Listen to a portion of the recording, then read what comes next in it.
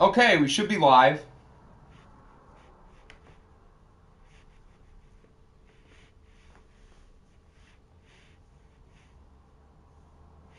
Is the audio good?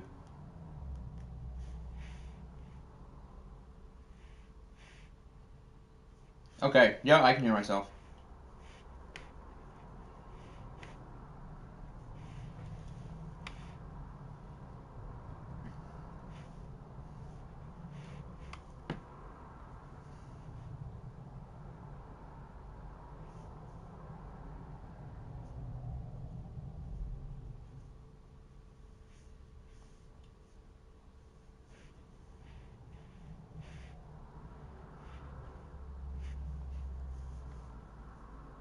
Alrighty, with that, let's get this show on the road.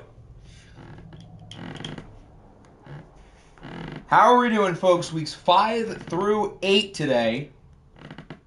We've got two fun watch games. Which one's the second game? Oh, it's still tied. Okay, well, we better figure it out before we sim, because I gotta know what playbook I'm running. Because that would change depending on if we're watching or not. But we can work that out before we simulate. How are you doing, friends? What's good, Frank, MP, Boomy, Hobie, Hector? Madden says 86 overall team and says, yeah, 1-3. Well, sometimes ratings aren't everything. Unless you build a pretty much perfect roster like, I don't know, the Los Angeles Chargers. Tee. Anyway, the game that overwhelmingly won to be our first watch game is the Cowboys and the Eagles. It didn't look like this game was going to win, but I'm happy it did. We get to see two fun rookie quarterbacks who were obviously drafted at very different points of the class. Alpo Pull was the, second pick, third? He was top 3, leading a strong 3-1 Eagles team against the undrafted rookie Niles Worthy, who's looked really good so far for Dallas, who currently sits at 2-2. And those look like the two best teams in the NFC East. Let's pull up our random number generator for our user. It lands on 2. I think Dallas is the home team. Second, okay. I knew him and Calhoun were some order of 2 and 3. I guess it would make sense that Alpo went before Calhoun since Alpo has the better development trait.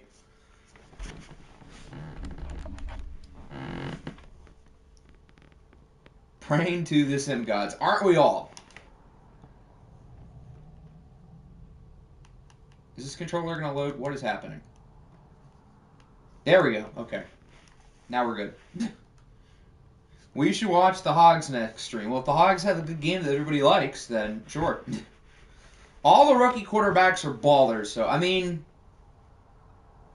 have they all been great? Alpo's been really good.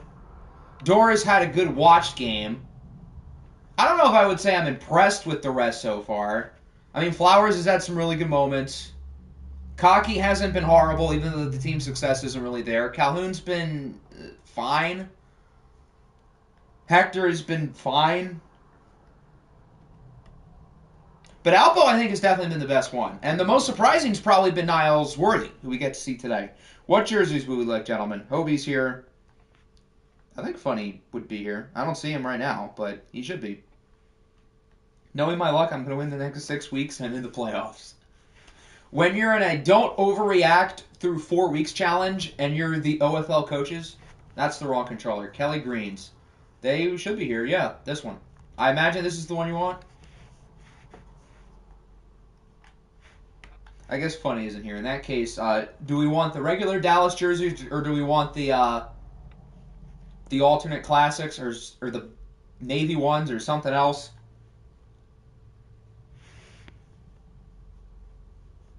It's just like the good old days. Praying to the NFL gods that Jeremy Chin and Jerome Baker are Eagles.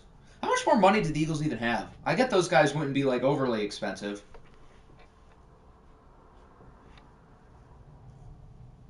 Can I pick the Cowboy uniform? Well, is there anything specific that you want? Where's the Navy one? That'd be the away ones, yeah, because they're weird. They like to be special. Those were not good old games. I mean, the last year you guys won like 14 games. We don't need to talk about how you did in the playoffs, but you won like 14 games. Panthers trade for Josh. Was that like true, or are we making up stuff? Can we not make stuff up, guys? I'm not scrolling through Twitter for the most part over the next 2 hours. Normal whites. Does anyone have a disagreement with the normal whites? Going once, going twice. Excited to see my wide receiver in a future class one day. Well, I imagine that one day would probably be this year. All right. Normal whites it is. Nobody disagrees. Okay, let's hop into it. Week number 5. Probably the 2 best teams in the NFC East. Oh, I have to put my power rankings in. Hold on. I did these like a few days ago. Here, just so I can put it in before we officially start, as we get to take a look at 2 fun young rookie quarterbacks. Alpo Pope, the 2nd overall pick, facing off against undrafted rookie Niles Worthy, who has a new top weapon, Devontae Smith, added for the price of a Bulls first-round pick, which is probably going to be pretty high.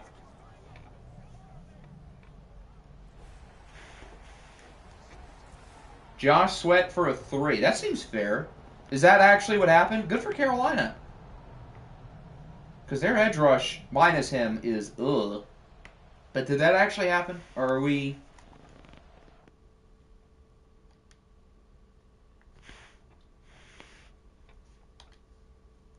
Over under sim by halftime. Please respect Niles Worthy.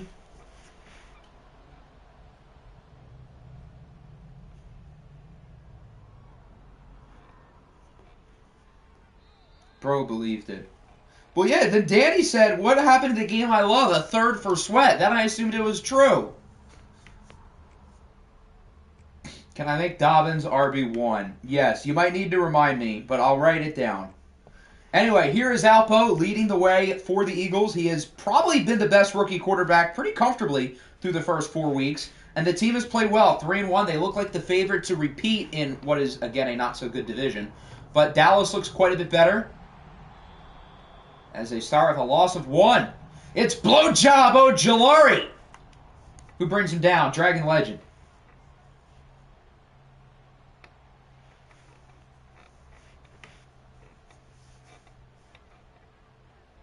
Alpo's under pressure, hit by Ojulari, and he has to throw it away.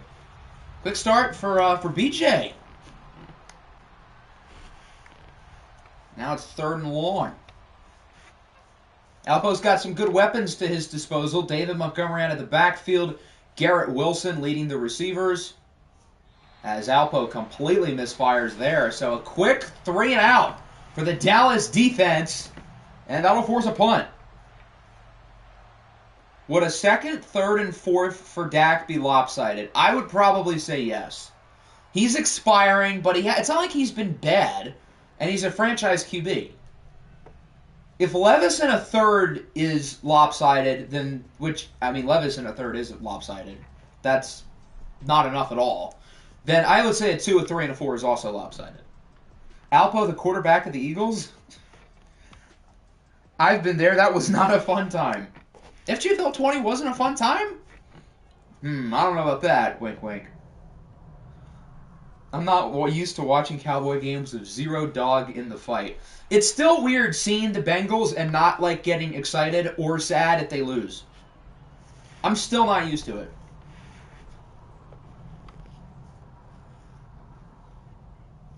Like, this really should be Nick versus Nickinator right now. As it's picked off by the defense. Watched Niles Worthy is off to a flying start. Deonte Banks with the interception. The league was, my player wasn't. Did the Eagles win a ring, though, at the end of the cycle? I don't remember who their quarterback would have been. But did the Eagles win a ring one year? I could be wrong. But I think it would have been one of the years after we did.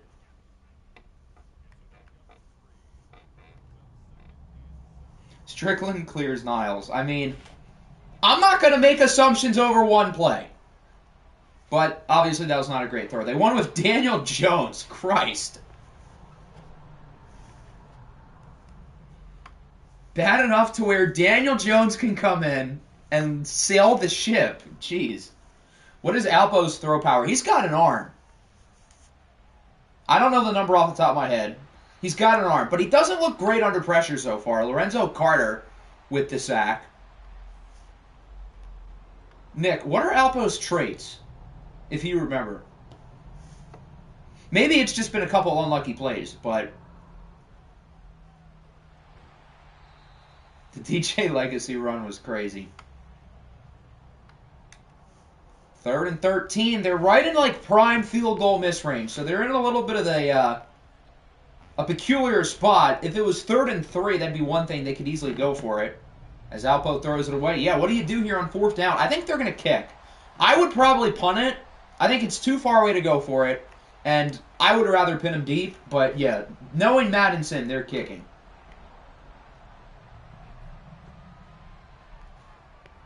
"56-yarder is up, and that one looks like it's no good. It looked like that was wide right. I don't think it had the distance either, so double whammy.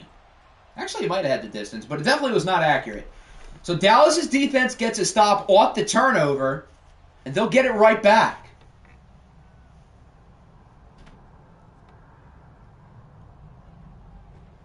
And now Worthy is sacked. Jeremiah Owusu-Koramoah and friends in the backfield. Snooze fest. We're 4 minutes into the game.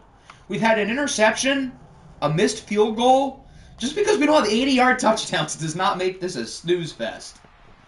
God forbid we have some good defense.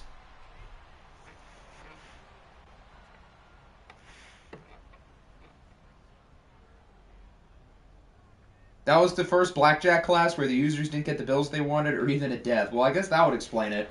As Worthy is sacked again now by Alex Highsmith. These offensive lines have looked awfully shaky so far. What else, if anything, do I want the Lions to do? That's a good question. I like that we've addressed corner with Carlton Davis and then earlier today, Amik Robertson. I don't think that's enough, whether we add somebody through the draft or another guy in free agency. I think Snead and Lattimore would be off the table, though. If there's one guy I'd want to sign, though, it's probably DJ Reader. 2 years, somewhere between $25 and $30 million, I think would be fair. Maybe that's not enough because he's really good. But I think having him next to Aleem McNeil would be nasty. I would be all for that. I know the fan base really wants to know Hunter. I would imagine he gets at least north of 20. Probably north of 25 a year. So I'd probably steer clear of that when we can get DJ Reader for cheaper, who I think is pretty much the same level of player. And then that's really my only big thing. Maybe add another guard, although it might be smarter to draft a guard at this point with how the guard market is. I wouldn't mind bringing Josh Reynolds back. I'd like to do that. And hopefully we can find a consistent kicker, because we have not had that in the Dan Campbell, Brad Holmes regime. That's the one miss with this current staff, is that they can't find a kicker. And we've had such consistent kicking for the 30 years before that, where our team sucked. But right when our team becomes good, we don't get kickers. Holy yap session. Talk about the game. You just said this game was a snooze fest 3 minutes ago. And now you want me to talk about the game. Y'all voted this over Rams-Chargers. Yes, the Rams are 1-3. But we're in the first quarter. We're watching good defense. There's a nice play by Dawson Knox. Now they're at the 29, 25. I can't read. I'm farther away from my screen today, since I'm not streaming where I normally would. That's why I couldn't see the yard line. And now Dawson Knox is hurt. Well, that was fast. Rams versus Bears. Rams versus Bears had turnovers. No turnovers doesn't equal poor defense. If anything, I would argue this is better defense because they're not relying on big turnovers to get stops. Now, I will say the Cowboy defense isn't looking so good here. The Eagles are now starting to move it down the field.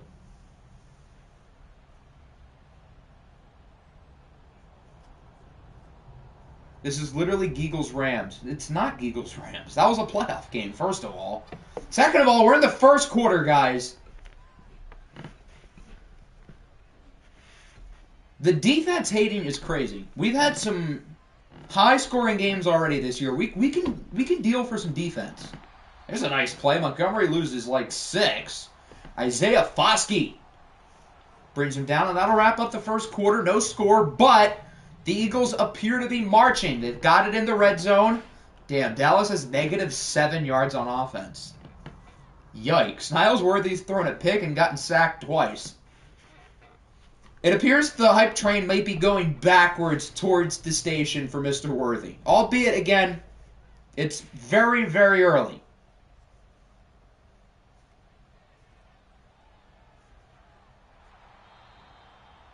Nothing there for Monty. The run defense continues to produce. 3rd and goal now at the 8. Can Alpo find anyone in the end zone? He will! I thought he was going to drop it for a second. Nice grab. Marvin Mims with the touchdown. That's a nice catch. I thought that ball was going to fly out. So the Eagles get their points, yet I was told this is only a defense game. Very strong drive, 12 plays, 80 yards, and they lead it 7-0. Bro was undrafted for a reason. Well, yeah, if you're expecting him to play like Alpo and Flowers, I don't know what to tell you. Oh, look at this on the kick return! I think he's going to take it all the way! Nobody's in front of him! Can he outrun the defender? He does! A kick return touchdown for Rupert Roy! And the Cowboys tie it with a snap of the finger. How about that? A response from Dallas on the kick return. And we're tied at 7. But this game is a snooze, boys. That's what they said. This is how EA keeps them in the game. Fluky special team plays. And just like that, Dallas has a sign of life.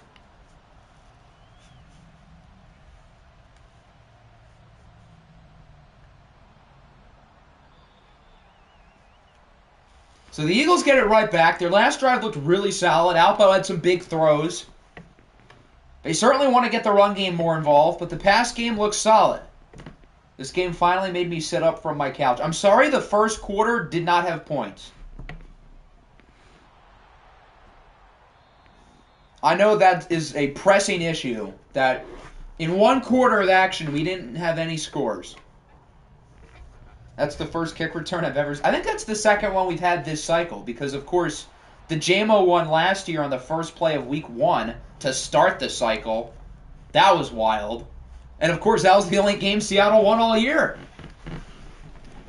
I'd rather watch Octi try to dunk at 5'7" than this. You got to give me a little more credit than that. I've got a couple more inches. Whoa, pause. Nice throw up the middle. Garrett Wilson to the 43. This is what happens when Garrett Wilson gets, like, actual good quarterback play. He's one of the best in the game. Shocking, I know. And speak of the devil, what a throw by Alpo! And the Eagles are right back ahead. Touchdown number 2 for Marvin Mims.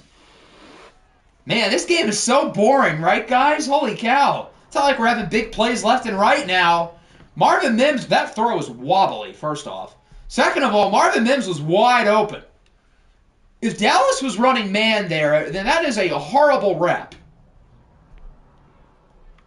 And with that, the Eagles are right back ahead with 2 big touchdown drives from the rookie. And it's 14-7. Brown Steelers would have 250 scrambling touchdowns. You might be right. Will Rupert Roy take another one to the house? Oh, he's got room. Okay. No, he doesn't take it to the house. But he does get a good return to the 31. The Dallas offense has barely had the ball. It feels like the Eagles have been on offense the entire day. So let's finally see an actual drive of Niles Worthy. Because so far, it's been not pretty. He finally completes a pass for a gain of 2. I'm trading for Rupert Roy. Apparently, this dude's a kick return demon. Eli Manning says it's better for the ball to have wobble so people can see it better. Okay, fair enough.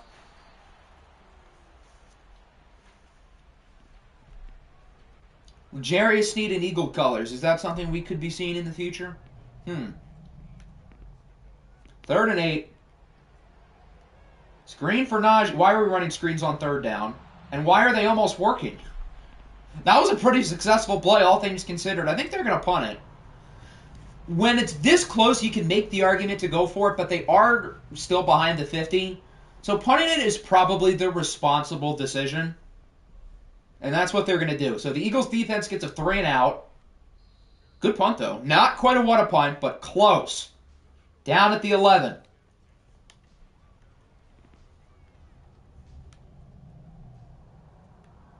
So now the Eagles offense returns. Have had back-to-back really strong drives. Dante Fowler is a commie. The Washington Cowboys. Who are they poaching from Dallas next? What other Dallas, especially defensive players, are free agents? No blocking at all. Well, there was blocking on that play, finally. And right as that happens, B.J. Ojulari is untouched off the edge. The right tackle just let him run right by. Ojulari's had himself a game. He's been one of the few guys on this Dallas team who's looked impressive so far. Stephon Gilmore. All right, Stephon Gilmore, it's time to learn Commander. What's his face? Kendall Fuller. I almost called him Kellen. Kendall Fuller is another guy I'd be happy about in Detroit. Although, again, I don't know if we're spending on more corners. As Alpo is sacked again. He's been sacked 3 times already. The Dallas pass rush is making some plays, pinning them deep at the 3.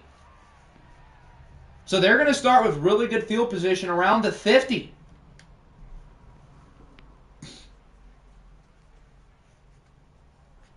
Alpo is getting murdered. This offensive line is not having a good day. Right as Hobie says there's no blocking, and I'm trying to point out how the offensive line makes a good play, they let Alpo get sacked twice. So I was not cooking, clearly.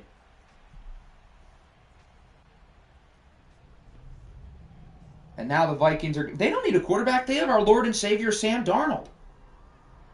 Respect him. I will say, I unironically think Sam Darnold might not be, horrific. I think he could do a little worse than Sam Darnold. If he is the Week 1 starter.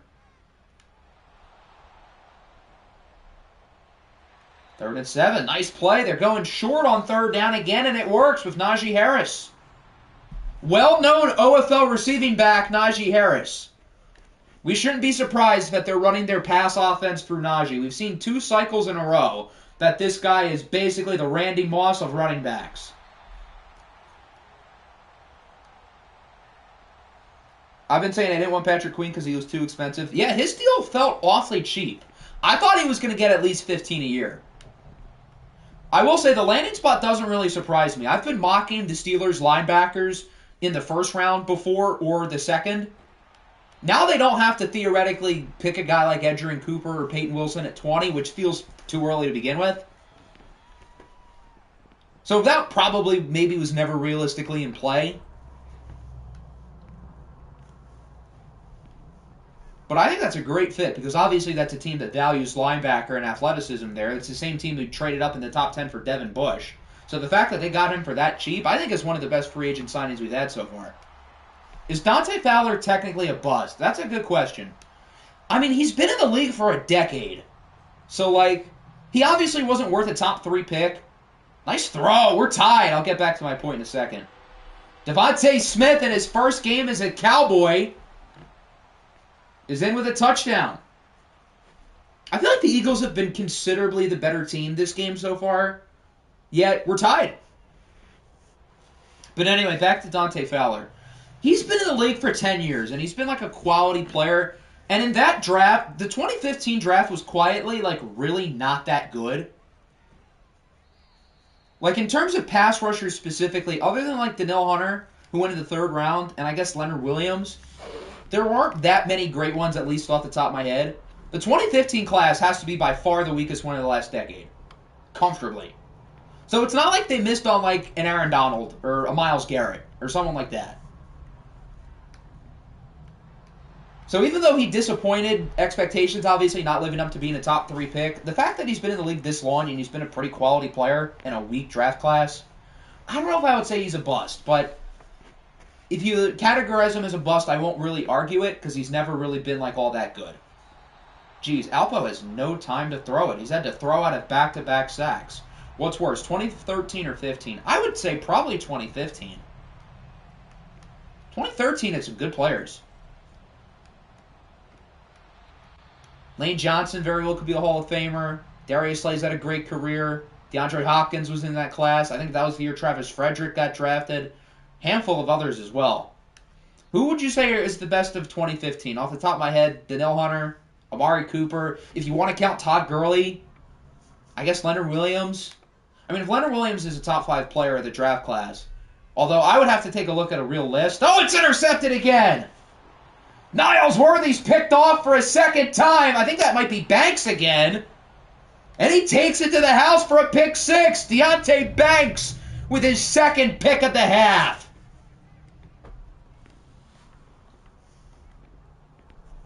Well, he's looking awfully good. What's Deonte Banks' catching rating, by chance? Because clearly he's got good hands today. Niles Worthy looking like Jameis. To be fair to Niles, again, he was undrafted. If he was picked in the top 10, that's one thing. But he was undrafted. Maybe we got a little bit overexcited with him playing well through 4 weeks. But, yeah, I mean, we also can't really sugarcoat this. He has not been good. 2015 was Stephon Diggs. I forgot about Stephon Diggs. You're right. Was it Darius 2015? I don't remember what year he would have been. Wow, what a throw. Good response by Mr. Worthy. Yeah, Stephon Diggs is a pretty big miss on my part. He's probably the best player of that class. Even though he's lost a step now. In terms of peak and career, he's probably first.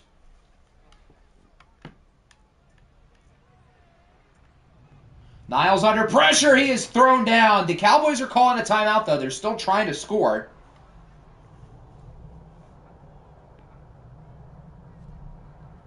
Or are they? They're just going to run the ball. If you really wanted a big play from Najee, you should have thrown it to him since he's a receiving back in OFL.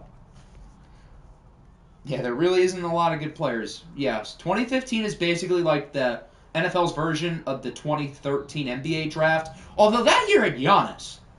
So, even that feels disrespectful to 2013.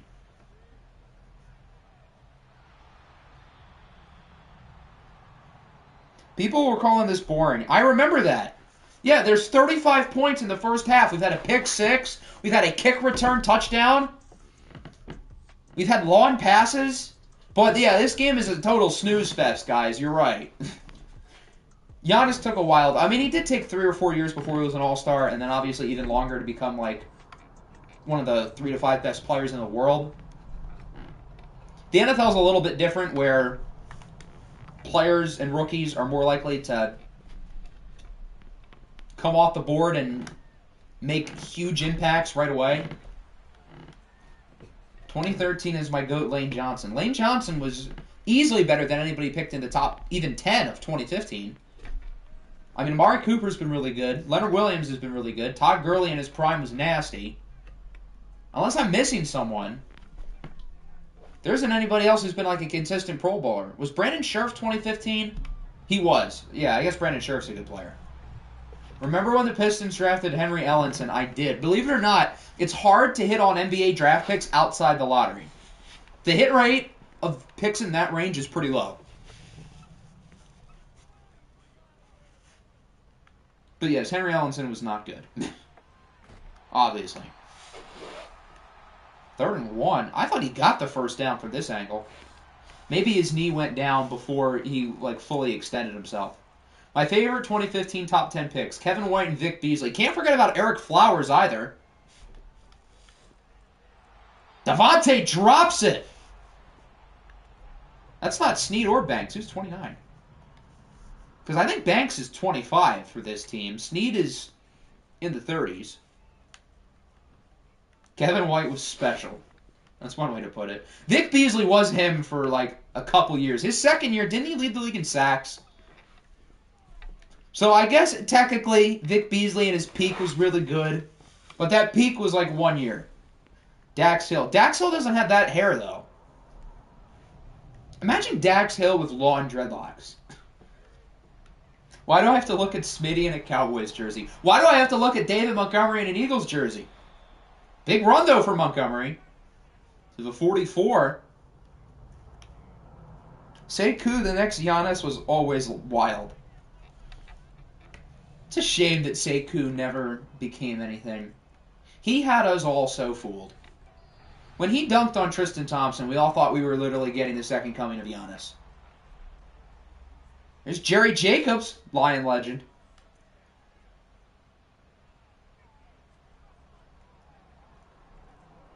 Up the middle, Outpost picked. I think that's Pete Werner. So another turnover and a big momentum boost for the Cowboys.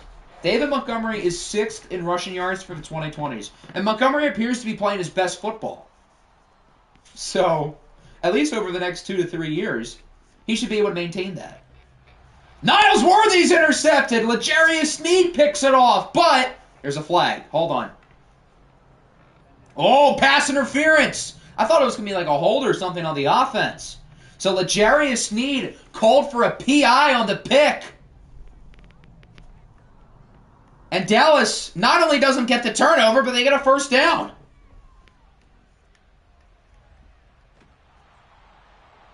That ball is not out. Dallas recovers anyway. That was not a fumble. No shot. That animation happened, the fumble animation happened like 3 seconds too late. I know this game all too well. 2nd and 8. Najee gets 2. They should probably give him the ball more. They should throw the ball to him more. He's the Randy Moss of running backs in this league, damn it. Don't worry, he'll throw another one. 3rd and 6. Worthy throws it away. So the Eagles still get a stop. He dunked on the shortest starting center. Yeah, but the play was like, it was so cool. So, we were excited, and we were wrong. Dallas went from Nick Chubb to Walmart Nick Chubb. Oh, what a punt! Down at the 9.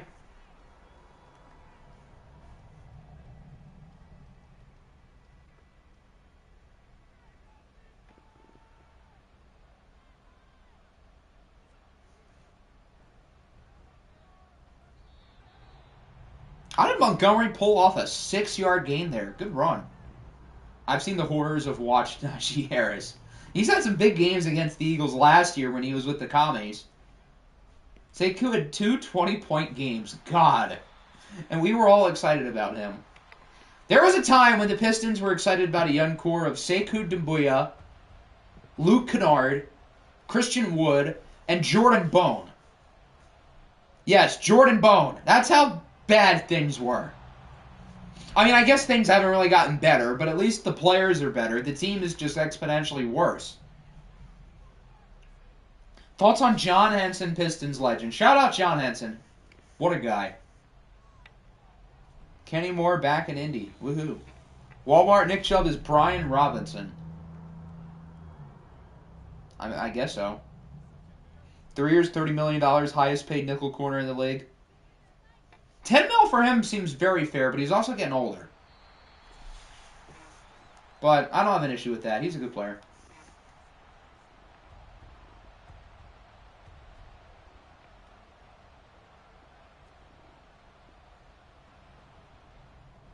Third and 3. What were they trying to cook there? Nothing for Garrett Wilson.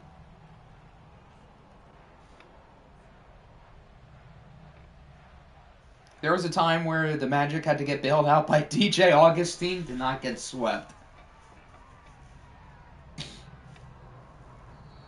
The Suns have never been bad. The Suns were horrific for about 10 years. In between the Steve Nash era and then the year they made the finals, they were god-awful. What are we doing? How many top 5 picks have the Suns had? Alex Len was the top 5 pick. Dragan Bender was the top 5 pick. Josh Jackson was the top 5 pick. Common theme here, none of these guys ended up being any good. Although, shout out Kansas legend Josh Jackson. Who else did the Suns pick in the top 5? That can't be the only ones. Oh, DeAndre Ayton was number 1. There's another. Yeah, I think you guys get the point. All good franchises have made it at least twice. All good franchises have won it at least twice. None of those guys are busts. 3 of them I just said aren't in the league, for starters. Jalen Smith was top 10. That was bad, although he's been kind of solid in Indiana. But for the Suns' sake, that was bad. Sacramento draft picks. Oh, God. What a great list of centers. Outside of Jokic and Embiid, 2014 really was not that good of a class. I would agree with that. They had 2 MVPs, so that offsets it a little bit. But in terms of overall talent, that class was kind of lackluster. Like, who's the third best player from that group? Levine, Wiggins, maybe Aaron Gordon? I mean, that's not great. Unless there's, again, somebody I'm missing. As bad as we are, I can safely say we've never had Isaiah Livers on our team. That's a good point. You're right. Jabari Parker is him. I was so convinced that Jabari Parker was going to be so good. Even with, like, the conversation for the number 1 pick at that time was 2 Kansas players and Jabari Parker.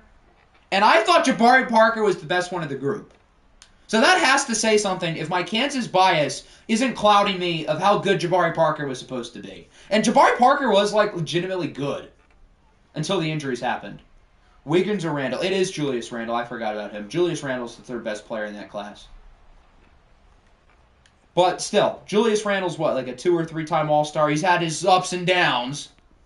So you can do better than that for a 3rd best player in the class. Just injuries. Imagine if he stayed healthy. Him and Giannis could have been such a fun duo. Jabari Parker or Jabari Smith. As a prospect, I'm picking Jabari Parker without even thinking about it. Jabari Smith could very well be a good player. And he's definitely improved this year. But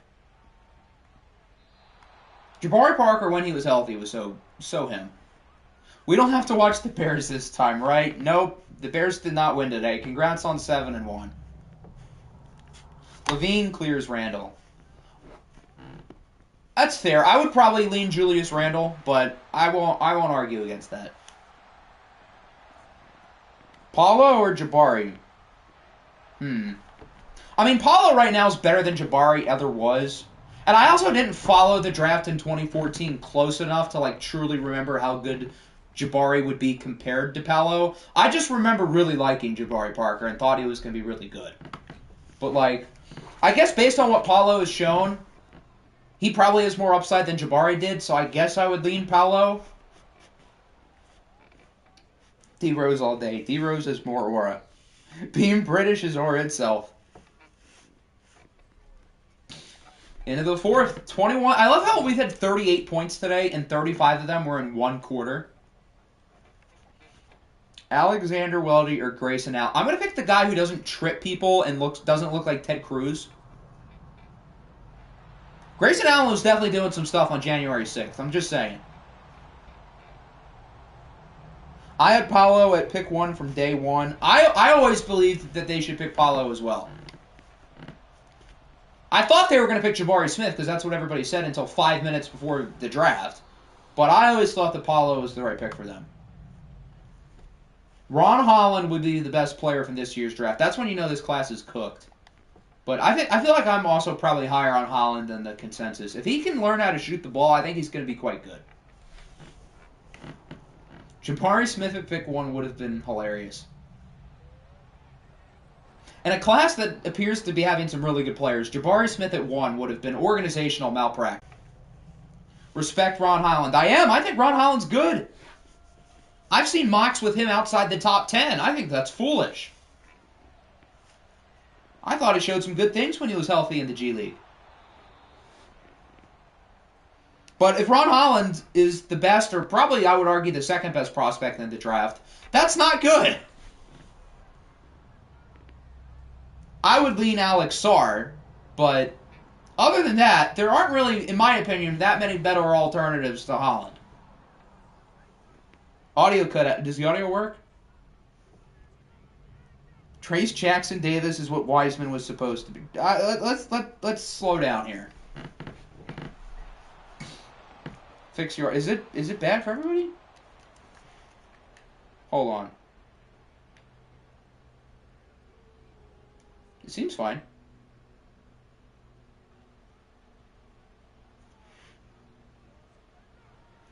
Zachary Rishasse, I think that's how you say his name. He's probably 3rd or 4th.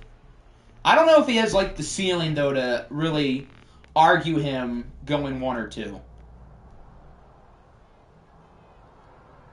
I don't know what Ron Holland looks like, but judging from his name, I know he's white, and he was on vacation in Washington, D.C. on January 6, 2021. Unfortunately, he's not white. That would have been a sick play if it worked. Orioles draft class. You know it's an Orioles class when Kevin O'Connor has Reed Shepherd as the #1 player in the class as of like 2 days ago. I get that Reed Shepherd's kind of the dog, but like, yikes.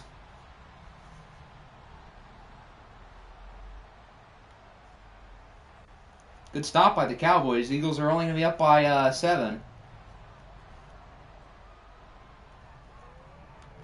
The Wizards better take Sarr at 1 or take Matas if we fall. I wonder where Matas is going to go, because I feel like he started the year off slow and then has been better. I personally prefer Holland as of now, but I can easily be swayed. This class is so weird. New agenda. Pats take JJ and Giants trade up to 5 for Daniels. Why would New England do that? I'm not even convinced Daniels makes it past 2. Even though I've only given Washington May, and that's what they should do. Justice for Adai-Mar. Adai-Mar is not good. At least yet. He's like barely a rotation player on a very mid team. Maybe he gets drafted down the line, but I don't think he's a reasonable draft prospect this year. Matas, Denny, and Bilal would kind of be a fun group. That'd be a fun trio in the wings. I can't imagine being a Pistons or Wizards fan having to sit through this season, and this draft class was the reward. Yeah, not fun. We still have optimism because the players on our team we think are good, but my God, the goofballs running the show are morons. I would love to fall in this class. I get like why people say they don't want to do well in the draft lottery this year, but like, would you rather pick 1 or pick 5? I would rather pick 1. I get that next year's class is significantly better, and you're probably not going to get 1 2 years in a row, but like, I hope the Pistons win the draft lottery rather than get 5. I would rather Alex Sarr than like Reed Shepherd.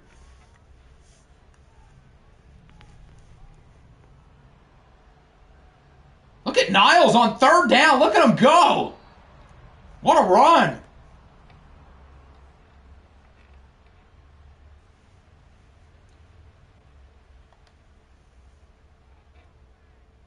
I'm going to be so real. I meant the Vikings trade up to 5. Fair enough. New England, they're wanting white guys can't exist anymore because Bill Belichick is gone. Unless they end up with Lad McConkey. Then they'll never beat the allegations. Who's scoring the ball for the Wizards with that? That's a great question.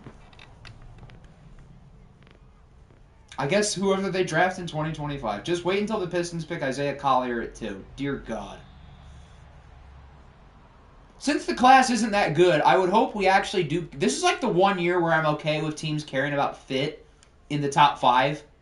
Like, Isaiah Collier is a cool player. Rob Dillingham's a cool player, but like, picking one of those guys over like Richase or even Matas Buzelis would be stupid. My audio is still bad. Why? What is happening? Nice conversion on 4th and 2.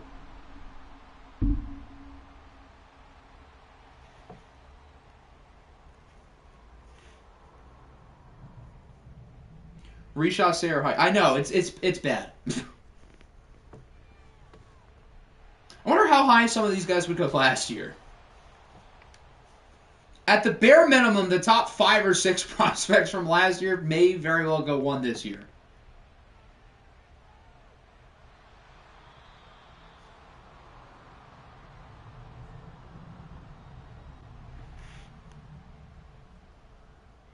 A'Shawn Robinson's getting a bag. Well, good for him. Lion legend. 3rd and 8. Worthy is sacked by JOK again. They're going to have to go for it. 4th and 14 at the 41. They still have their 3 timeouts if they don't get it. Play action. They're not exactly fooling anybody, as that's incomplete. JOK makes the play. The Thompson twins would... Ahmed Thompson would 100% go over Sar. I think Sar Thompson would too. But Ahmed Thompson would easily.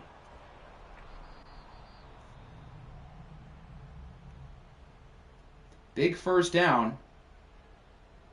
It's not like over, but it's pretty much over. Yeah, if Asar was in this class, he's going 1 or 2. And if Ahmed's in this class, he's going 1. Okay, there's a stop. 3rd and 10. They're just going to kneel the ball. I don't have a problem with that. Because what? Dallas is only going to have the punt return pretty much. Was Anthony Black the right pick at 6 in retrospect? I never minded the pick at all because he was such a perfect fit for what they were trying to build. So, at least at this point, I don't have a problem with it. 3, 2, okay, they're going to have enough time for one Hail Mary. Does Niles Worthy have the arm to get it there? Imagine a world where Anthony Black goes number 1. That is quite the world. Worthy on the run for the game. Incomplete with no flag. And the Eagles will survive. 24-17 is the final. This ended up being a pretty good game. The Eagles had control the entire way, though. They're able to hold on late. I think we still should have taken Whitmore at 11. Yeah, in hindsight, the NBA overthought that one badly. I love how, again, literally all the scoring was in the second quarter. Of the 41 points, 35 was in one quarter. Alpo Pull overall had a pretty good game. There were a few plays he left on the table, but overall I think he was pretty good. Niles Worthy had some nice splash plays, but overall not very impressive. On the ground, Montgomery started slow, but he ended up having a really strong second half. Garrett Wilson had some nice plays. Demario Douglas was solid. Marvin Mims had the 2 touchdowns. BJ Ojolari, hello! 5 TFLs in a sack and a half. JOK with 3 and 1.5. Alex Highsmith with 2 and 1.5. And then, of course, Deonte Banks with the 2 picks, including the pick 6. Drops. How bad are these drops? Oh, my. Okay. Holy cow. Dallas had 2, 3, 4, 5, 6. Youch. So we can adjust the sliders a little bit. I think overall they're in a pretty good spot. But we're probably going to have to up their wide receiver catching. Don't forget the trade. Gotcha. And then J.K. Dobbins as well.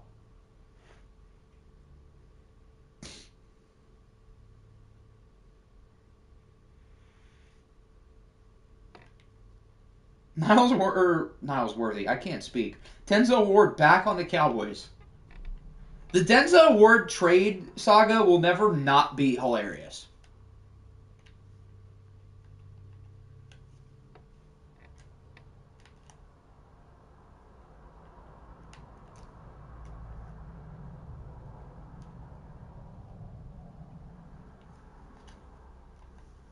So he's been traded to and from the Cowboys. He's been traded to and from the Chargers. He's been traded to and from the Black Knights. When is this guy ever going to have, like, a stable home? We need a Denzel Ward trade. That's the wrong button. I would love to look at a Denzel Ward trade tree and see what all that turned into for me.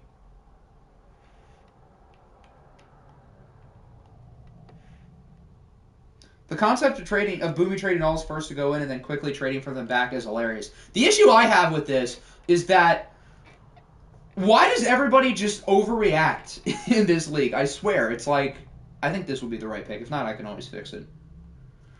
Everybody, like, wants to go all in, and then it doesn't work for 4 weeks, and then they completely change their strategy.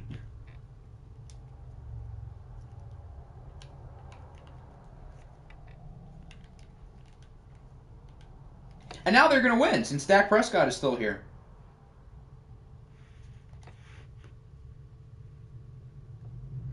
Denzel Ward is the Osa Odigizua of OFL 24. I am more than happy to push that agenda. Because that makes stream broke. What is happening? Okay, it seems fine, I think. All right, let's play with the sliders a little bit, and then we can simulate. So I think pass blocking, or not pass blocking, catching needs to go up by, let's say, 2. Interceptions I'll push down to 31. Pass blocking I think needs to go up. That was ugly. I think other than that, this is pretty good. We can roll with this for now. All right, who do we use? We used the Cowboys. So for suspense purposes, we'll sim with them. All right, moment of truth. May the sim gods be in your favor. Here we go. The Cowboys have a bad O-line. Yeah, but B.J. Ojulari had 5 tackles for loss. If it was like T.J. Watt, I get it. But still. Dreadnoughts lose to the Niners. Nice win for San Francisco. They're now 4-1, and they appear to be right back in the thick of things in the NFC just like last year. Trevor Lawrence played really well. Justin Fields did not. Joe Mixon, hello. Have yourself a day. We're so cooked. I may or may not have taken a peek to see what happened in our game. I don't normally do that, but I already know our result. Oh, obviously I don't know the score, but I saw who won. So let's just say we'll be having a nice conversation after the stream. Falcons are 1-4. What is happening in Atlanta? Ugh. Despite a crazy comeback, both quarterbacks played out of their minds. 5 touchdowns for both Brock Purdy and Jordan Love. Jordan Love was kind of underwhelming in the first stream too, but wow. Raphael Coleman. Who is this guy and why is he so good? 12 catches, 227 yards, and 4 touchdowns. How does it not count? If we lost, you would be telling me to switch my picture, and I would. We made a bet. I won the bet. So, sucks to be you, buddy. Giants lose to the Bulls. Of course they do. So the Bulls win. Dak played well. Eagles fan Jr. Not so much, because Gino, I think, is banged up. Why is Kenneth Gainwell, like, good? I don't get that.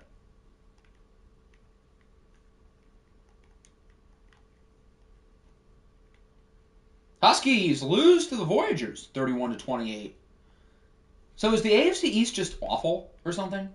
Dak was 21 for 22. He saw that he was traded for Will Levis in a 3rd-round pick and decided, hey, I better wake up.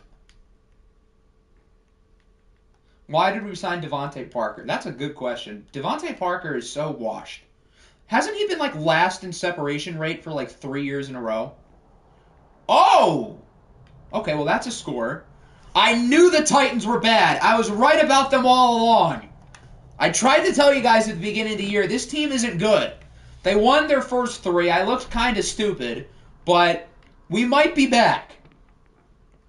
And Cocky played pretty well. Shout out Cocky. Nick Chubb with a great performance. Oh, it's been 4 years. Even better. So, are the Jets back?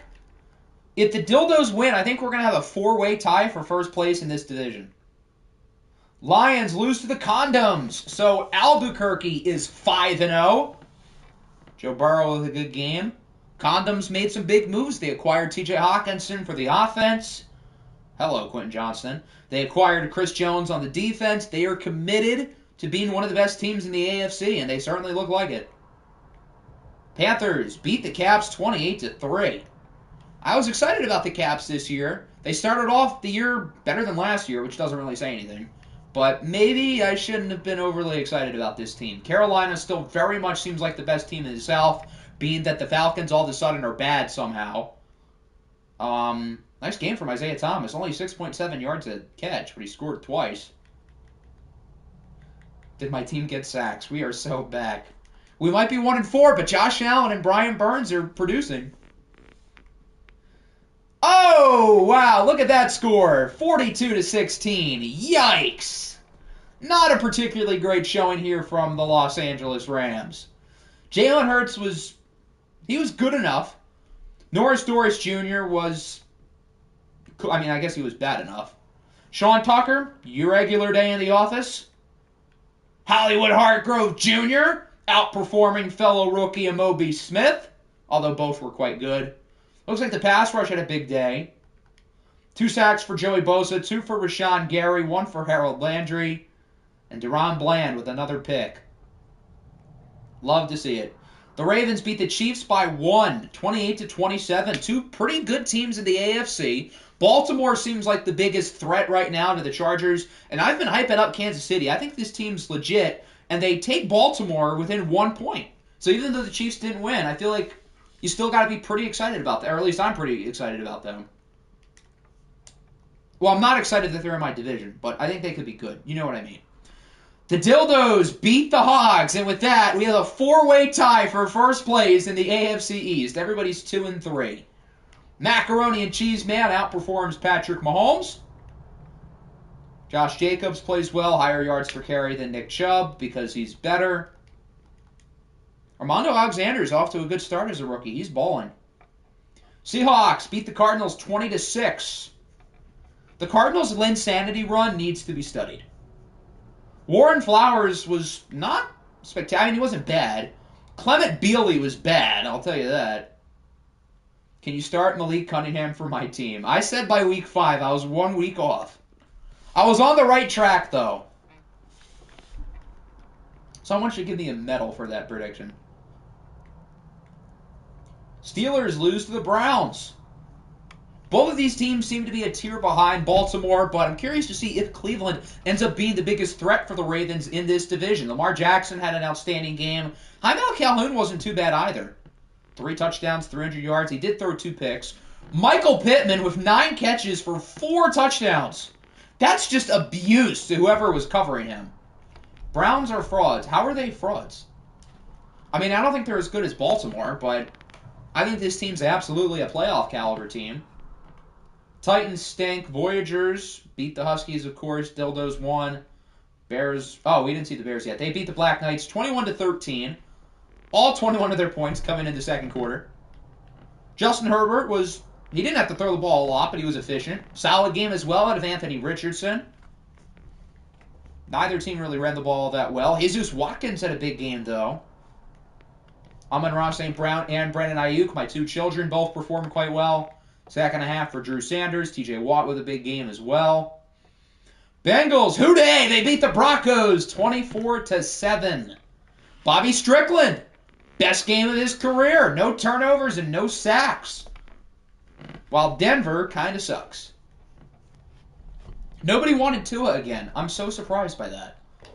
Hollywood Brown with a strong game.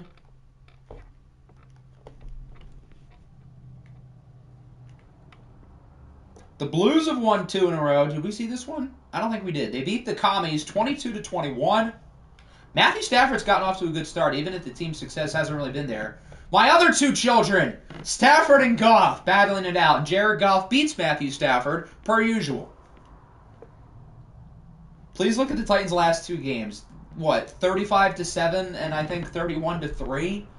That is so brutal. I tried to tell you guys about this team. Some fraudulent wins early in the year against some bad teams, and then they play real opponents and get smacked. And it doesn't get much easier over the next 5 weeks. They get to play the 2 undefeated teams. The Hogs are good, the Huskies are no slouch, and the Steelers are good. So my Titans agenda is thriving. I think we covered everyone.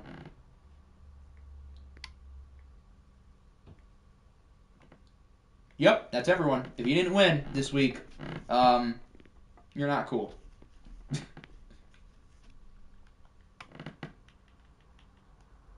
Players of the week, Brock Purdy, Jordan Love, the 2 guys who played against each other. Matt Milano, well worth a first-round pick. And Roger McCreary.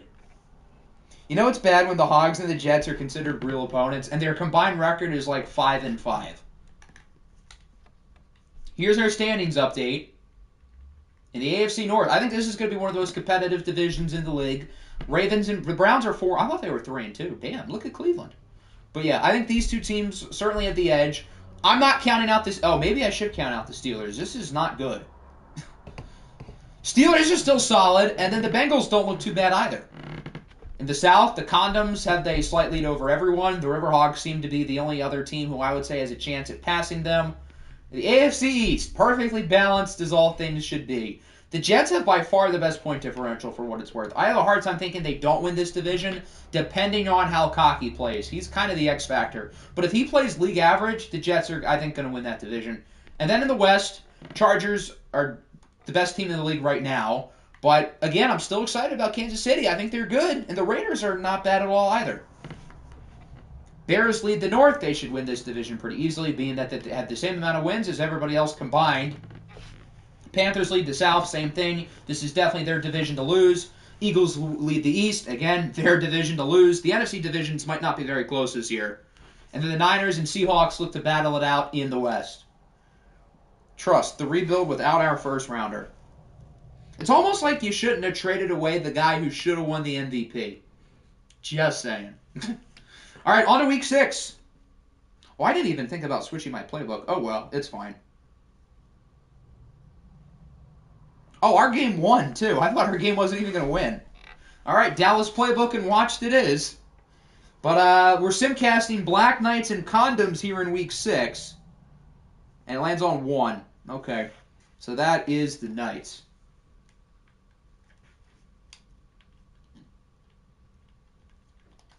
For the purpose of speed, we won't do our full uniform thing.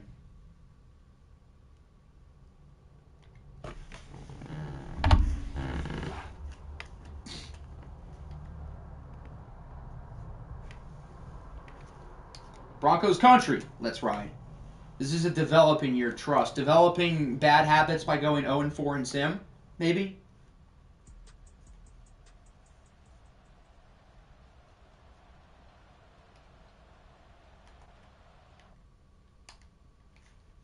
We'll see if the Condoms can keep their undefeated season going. As they start off up 7-0. And they add to their lead. It's 14-0. Make it 21-0. Paris finally scores. There might be dogs in Paris, maybe. Maybe not. 28-7. Okay, yeah, I don't think Paris is going to win this game. 35-10.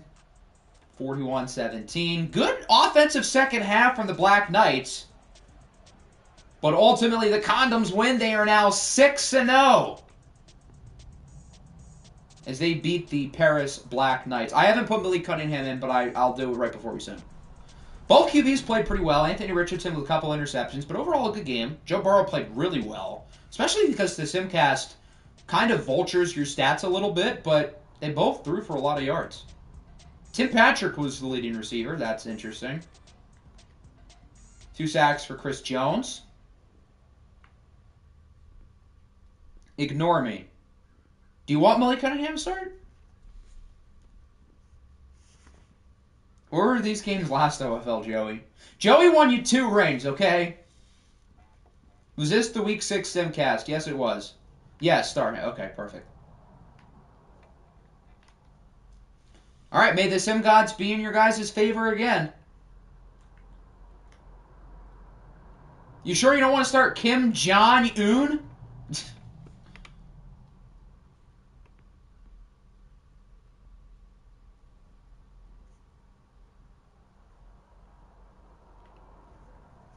We would have at least 3, maybe 4, if we got this Joey Lasso. 2 is still a nice number, though. How many other teams have won 2 rings in the same cycle? Actually, I guess it's happened pretty much every year. And last year it happened twice. So maybe I shouldn't be talking. All right. Blues get killed by... So the Jets appear to be back. Their defense has been on a heater these last 2 weeks. And Cocky Buchanan is playing league average quarterback as he needs to. Rare bad game from Jared Goff. Jared Goff is like the ultimate loser. In OFL, not in real life, but in OFL, because he plays so well, but his teams don't win. Broncos country, let's ride. Denver beats the Hogs. Okay, I have questions. Tua got hurt, Jameis Winston comes in, and he arguably outplays both Tua and Mahomes, which says something because both of them played really well to begin with.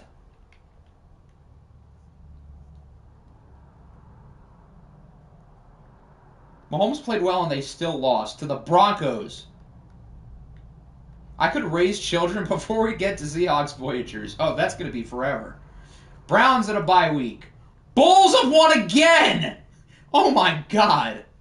I am sorry, Boomy. They beat the Cardinals, who are 1-5.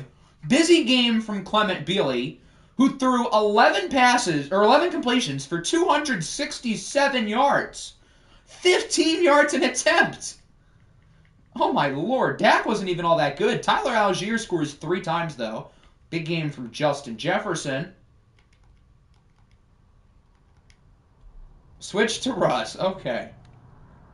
Caps. Oh my god. They beat the Chargers 20-17. So now we only have one undefeated team left, and that's the Condoms. CJ Stroud was pretty good. Jalen Hurts was also fine. Brian Robinson scores twice. Rashee Rice played well. That's cool. Rashawn Gary's had a good stream as well. Cardinals lost. Chargers lost. Chiefs beat the Raiders. Chiefs are back within one game of L.A. Jets record this stream 2-0. Chargers 1-1. It's time to have the dialogue. Octi lost to the power of friendship. Our team isn't the power of friendship already? Another really good game from Jordan Love, despite losing. Javonte Williams, hello? Big game from him. So theoretically, let's say both us and the Chiefs win. Oh, Chiefs have a bye week. Okay, never mind. Scratch what I was going to say. The Commies lose to the Giants 21-10. Eagles fan Jr., 3 touchdowns. Wow.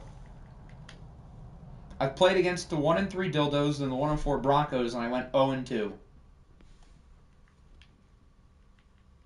I'm sorry to hear that. Especially that the Condoms are 6-0. If they beat Dallas, they'll have another undefeated stream. Speaking of Dallas, they beat the 1-5 Falcons. The Falcons' rookies have been really good, yet they've taken a big downgrade. Football is weird. Brock Purdy and Niles Worthy were both pretty bad. Hubert Howard allowed 4 sacks. 2 for Thibodeau, 2 for Malik Harrison. Denzel Ward at a pick. Treads lose to the Lions. Malik Cunningham with a win. He was actually pretty solid. I mean, he wasn't great, but he wasn't horrible by any stretch. My run offense sucks and my run defense sucks. I think I know what I need to improve upon. If we got rid of running the ball, the Raiders might be a super team. Brian Burns and Josh Allen with 3 sacks. This really is what the Lions prayed for. Eagles lose to the Panthers, 2 of the best teams in the NFC, and Carolina gets the edge. Josh Allen with a big game, 3 touchdowns. How much money did Lenny pay for DeVito? Around 4 years and close to $80 million. Devontae Adams played well. 2.5 sacks for Why is Roquan Smith such a good pass rusher? He's not, like, playing outside linebacker in a 3-4 scheme, I don't think. He's not a rush defensive end. Huh. I mean, I don't get it, but he's doing a good job. Falcons lost. The Niners beat the 1-5 Los Angeles Rams. Trevor Lawrence was pretty good. Norris Doris was fine. I think it's time we have a painful dialogue regarding Lenny. Oh, I've been ready for this. He's the black Drew Sanders. I guess so. Huskies beat the Dildos. They're back to 500.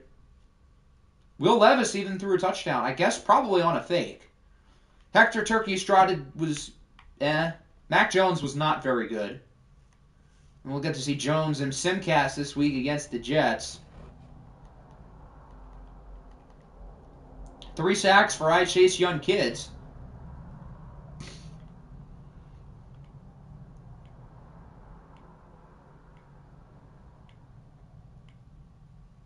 The Seahawks lose to the Voyagers, 27-21. Seattle's such a weird team. Why has Warren Flowers not been that good? Every sim suggested that he was going to be a demon, and now in the games that count, he isn't all that, at least yet. Godly version 2. If Warren Flowers keeps this up, we are going to have a comparison at the end of the year, and you guys are going to be flabbergasted. I'm just saying. The Steelers get smacked by the Titans. Okay, maybe I was wrong about Tennessee. I don't know how I'm supposed to feel about this Titans team. Jaime Calhoun, yikes, not good. Why did Chiefs-Chargers win? Because we're cool?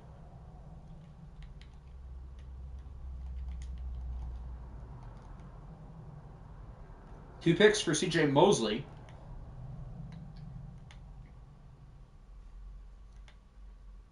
Bears at a bye week, Bengals at a bye week, and that's everyone.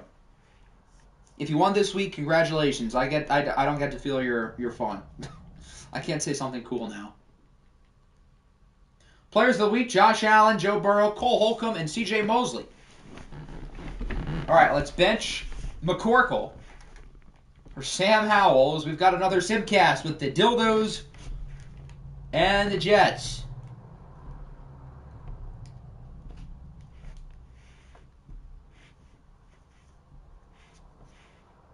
Number generator lands on 1. That is the Dildos. Put in Russ. Oh, yeah, I might as well do that now. Can you check my playbook? It should be whatever you said it as.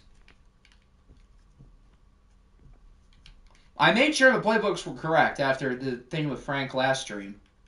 So you should be good. I want the Cardinal. Why am I going so far?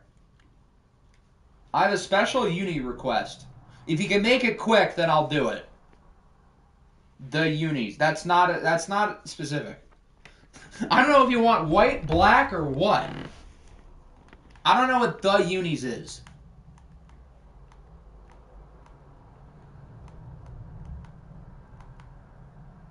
Is it this one? Okay, it's that one. All right. I guess we shouldn't have them wear white then. I don't think we've actually done a full game or a real game with the bananas. Since it's a Simcast, we can try the bananas. All right, on to Week 7 at the Jets' new stadium, whatever this place is called. Read again. Oh. Oopsies.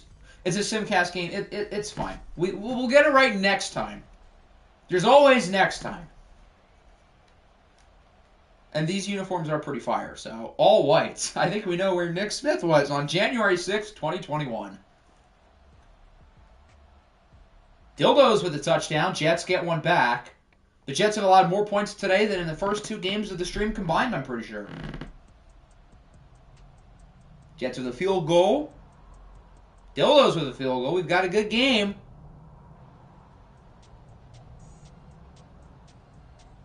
Dildos lead. They get a stop. They are in the power position going into the 4th quarter. And they add a touchdown. They're up by 14. Jets get stopped. This game's over. Never mind. It looks like it was going to be close for a second, but the Dildos appear to have this thing on lock. And the first game of the Sam Howell experience proves to be a victory for the Armadillos as they beat the Jets 27-10. And the AFC East continues to get weirder and weirder. Sam Howell was actually really good. Cocky butt cannon, not so much. Josh Jacobs outplayed Nick Chubb. Wow, what a surprise. It's almost like Josh Jacobs is better in this game. The agenda pushing I now have is nasty. I'm getting material, too easily. You're making this too easy for me, EA. Now that I say that, the Chargers are going to lose by 30 this week, so I'm ready for it.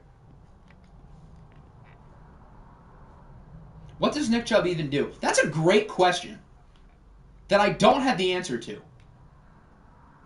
All right, team, I beg, please don't lose to a team who's tanking. For the love of God. I'd rather not go into this Week 8 game with first place on the line. Tyson and Goman both with sacks. Man, this couldn't have been better for you, could it? Bench Tua for my backup. Okay, well, you can reassess if you like what you see with your game. But if not, then yes, I can make the switch. The Bears beat the Panthers. The Bears still appear to be like the best regular season team in the NFC. I can't trust this team until I get another watch game that actually turns out well. Justin Herbert, 17 of 19, though. Both him and Josh Allen played well. Bijan scores 3 times. Another good game out of Isaiah Thomas. Is he like a screen merchant or something? He gets a lot of catches, but like not a crazy amount of yards. 2 sacks for Danielle Hunter and Zadarius Smith. Bengals lose to the Browns. Lamar Jackson with another good game, another MVP season possibly on tap for him.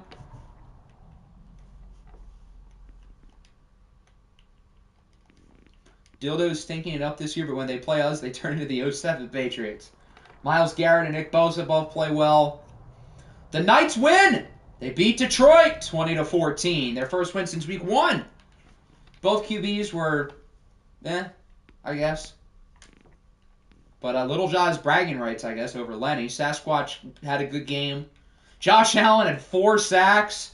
Now these two had 4.5 sacks combined. They lost, but still. Blues at a bye week. Broncos country. Let's ride. They lose to the Raiders. The Raiders are 3-4. Jordan Love has been on fire today. Oh, Tua's hurt. Okay, so clearly that thing that happened with Tua last week is not a short-term thing. Jameis plays, and he plays really well, but they still lose.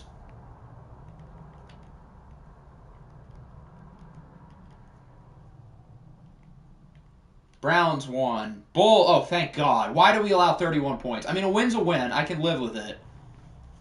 But, jeez. In overtime, too. We nearly tied. Dak Prescott went berserk. Jalen Hurts was fine. Not bad. Rashee Rice is low-key balling. As is Hollywood. Both of them have been good.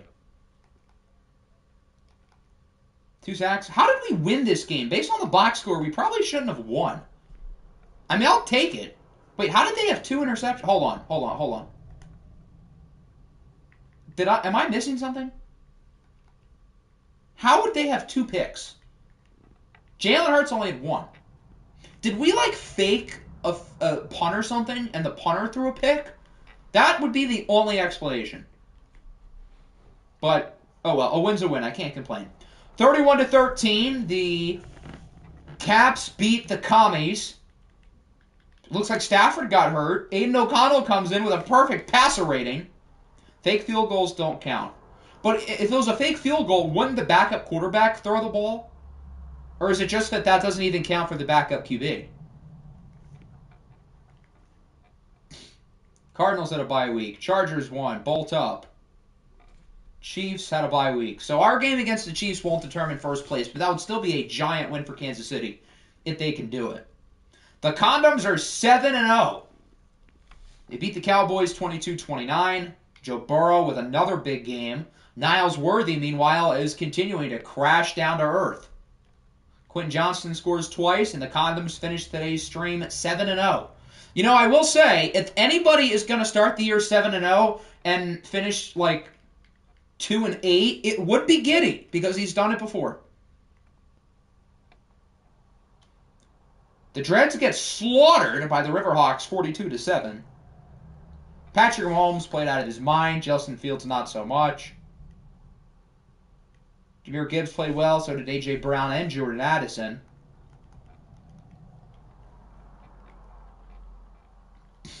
Eagles beat the Steelers in the Battle of Pennsylvania. The Steelers are 2-5. I feel like maybe they should have just rolled with Will Levis. David Montgomery with a big game. Denario Hopkins played well.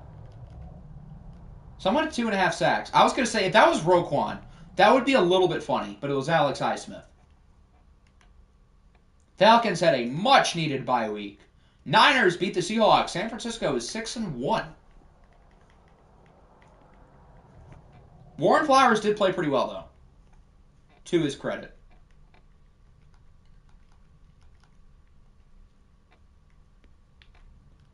Giants lose to the Ravens. Baltimore is, 5-1? Same touchdown-to-interception ratio that Bryce Young had today. Derrick Henry in a Ravens jersey. Where have I seen that before? Treylon Burks. Goddamn. That's a pretty good game.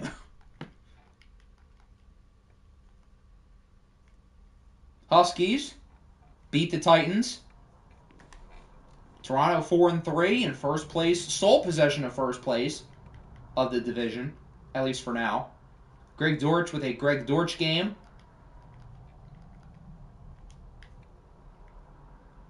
Jets lost.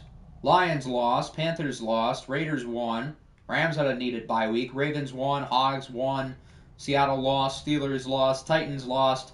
Voyagers had a bye week. And that brings us back to the Armadillos.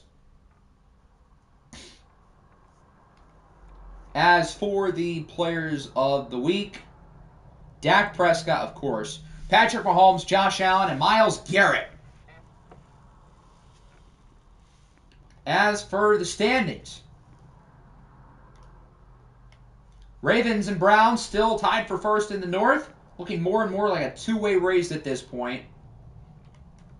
Condoms lead the South. Hogs and Titans are 3 back. Huskies a game over the Voyagers in the East, but it's still anybody's division to win.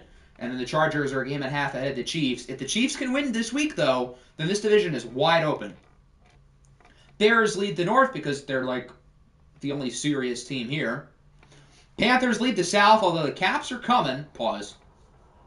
Eagles lead the East by 2 games, and the Niners lead the West by 3. They have more wins than their division mates do combined. All right, into Week 8. Number generator lands on 1. I think we're at home, so that would be Kansas City. What uniforms do I want to wear this week? Decisions. Chiefs have a 92 defense. Holy cow. I mean, I guess that is what their strategy was in the fantasy draft, to only care about defense. Does anybody have any requests for the Chiefs? Do we want to go... I don't think this is a primetime game. So I wouldn't mind going light. What do, like, the dark pants look like with the regular jerseys? I mean, I don't mind this. It looks weird. I'm going to go royal, I think. I'm going to go with the royal ones.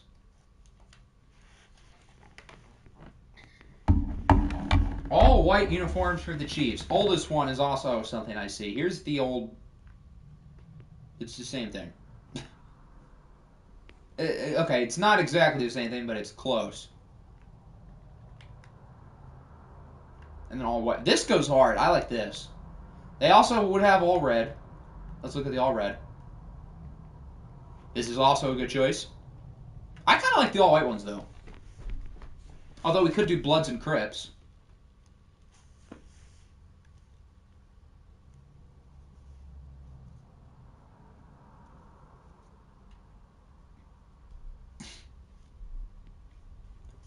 What does everyone think? I see white. I see red. I would say my vote is probably for... I want to see them in the whites.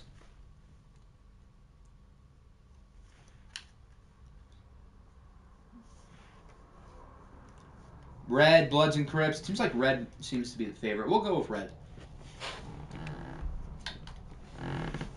All right, into week number 8, the final week of the day. As of now, the 2 best teams in what appears to be a really competitive AFC West is the 6-1 Los Angeles Chargers. Face off against the 4-2 Kansas City Chiefs, who have been really good this year. I've been telling you guys about them since the start of the year. I'm really curious to see how the Chiefs perform in a watched game.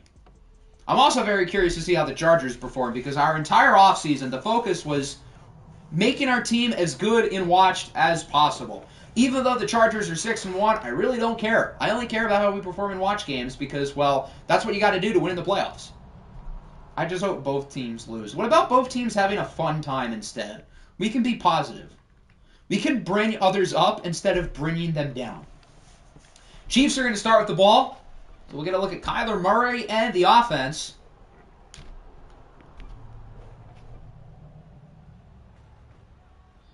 And they'll start at the 28.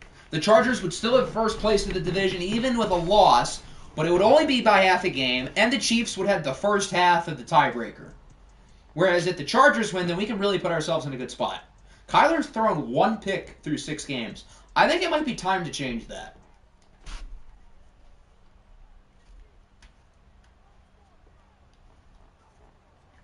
Flag already. And I think it's probably going to be a false start, and thank goodness. Oh, I thought he was going to break off a big one.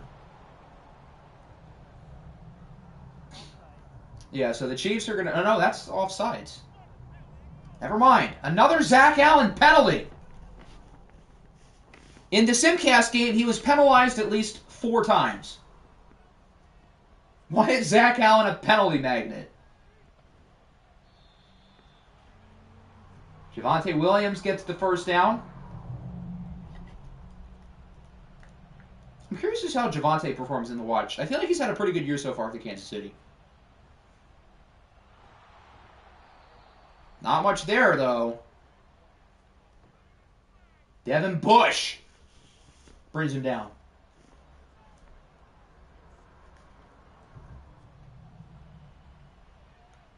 Now 2nd and 8. Boink! When I'm in a committed penalty match and my opponent is Zach Allen. Well, if that's the case, you're in trouble. I did not know Zach Allen was like this with the penalties. I thought Madden Sim liked him. 3rd down. Kyler's under pressure. That ball's out, and it's picked up by the Chiefs. Rashawn Gary with the strip sack. Rashawn Gary wants a contract extension the way he's been playing today. Bosa in the backfield as well. Explain to me why my best receivers are 75 and my backfield is 2 80-plus rookies, but my backfield play isn't good. I guess mainly because running backs in this game, it's hard to be successful when you're not, like, really good. Kyler looks hilarious next to Rashawn Gary. You've got Gary, who's like 6'5", 6'6", 200, I don't know, 270, 280 pounds. And then Kyler Murray, who is not as big. Here is the Charger offense. Jalen Hurts, Sean Tucker, and the boys.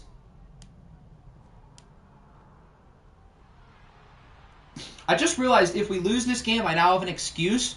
I forgot to make Mike Williams a starter because Mike Williams is my 4th receiver, and I was planning on having him start in watched games until we sort out our receiver situation, and I forgot to do that. So if we lose, I have an excuse. Texans traded a 7th for Mixon. Did people think they were going to trade more? Joe Mixon was about to get cut. It was always going to be either a 7th or like a swap for like a 6 for a 7. Are the Niners and Chargers the only 6-1 teams? I think so. Good hit. Obviously, the Condoms are 7-0. They're a little bit above those. The Ravens and Browns only have 1 loss, but they've also had their bye weeks. The Bears only have 1 loss, but they've also had a bye week as well. Your excuse is bad coaching, though.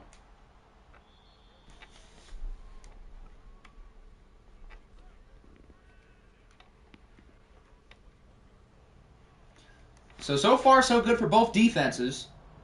Chiefs get it at the 21 as Rashawn Gary gets cooked by the option. Is Madden going to cheese us with the read options? If we lose because Kyler Murray has like 10 first downs on options, I swear.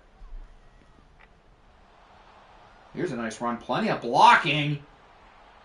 Javonte will not go down. He gets it to the 50.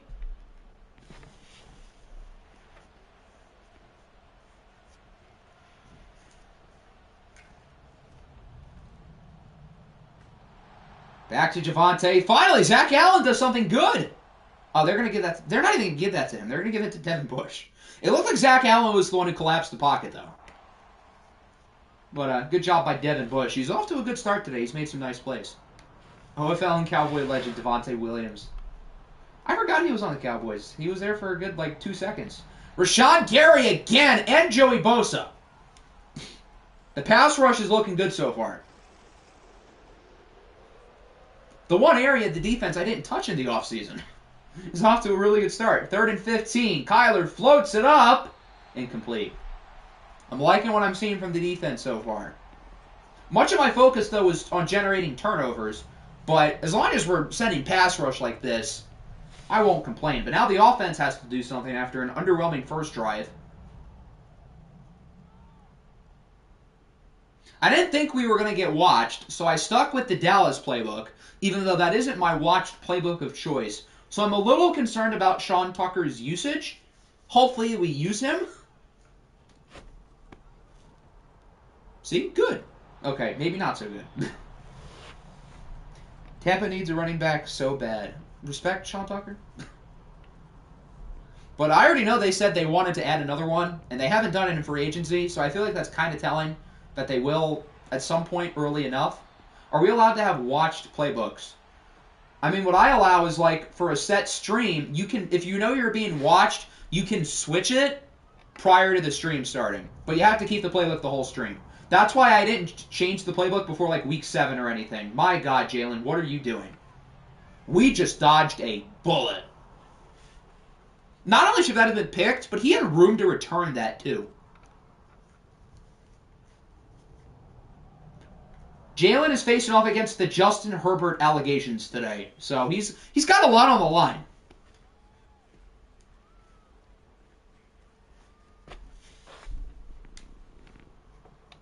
Chiefs get it back with not so good field position. Shout out A.J. Cole. Nothing for Javonte. Zach Allen is hurt. Well, at least we're not getting penalties anymore. Does he go to the locker room? No. Okay, he's fine. Good. We don't exactly have depth on the defensive line, so that would be a slight problem. Just woke up from my nap to hear the Browns have not fallen off yet. Nope, 5-1. Although the Caps are a pretty solid opponent this week. As Kyler finally gets a completion to Dontavion Wicks.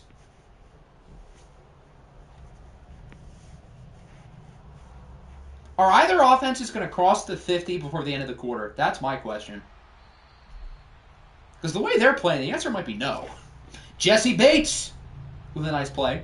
I was told Jesse Bates sucks in the run game, though.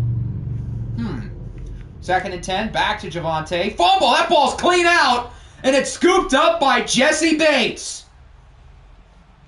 Yeah, I think that's a fumble. That ball was flying. So 2 fumbles already from the Charger defense. I wanted to generate turnovers, and we've gotten 2 fumbles already. 56. Who's 56? I think that's Owen Popo, who got it out. That's one way to cross the 50. And with that, we do have an offense past the 50 in the first quarter. Not the way I expected, but you know what? We'll take it. Hurts gets it to Hollywood Hargrove, who I guess now has his superstar development. Look at all that aura. As he gets 11.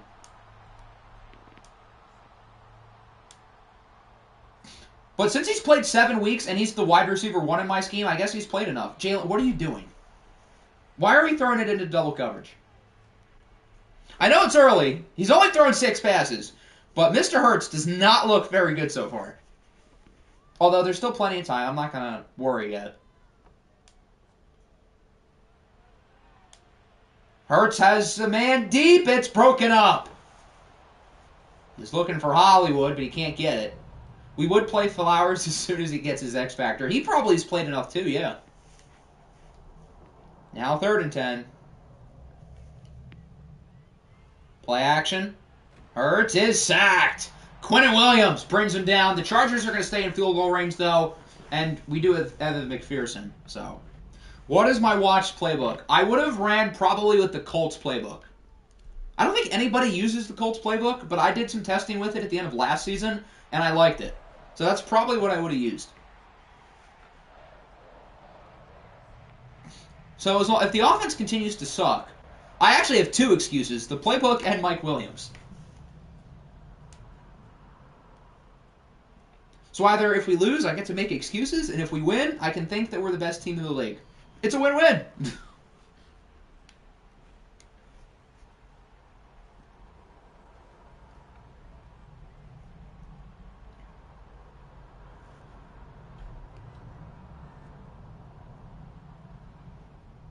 Kyler goes short. Gets him 6.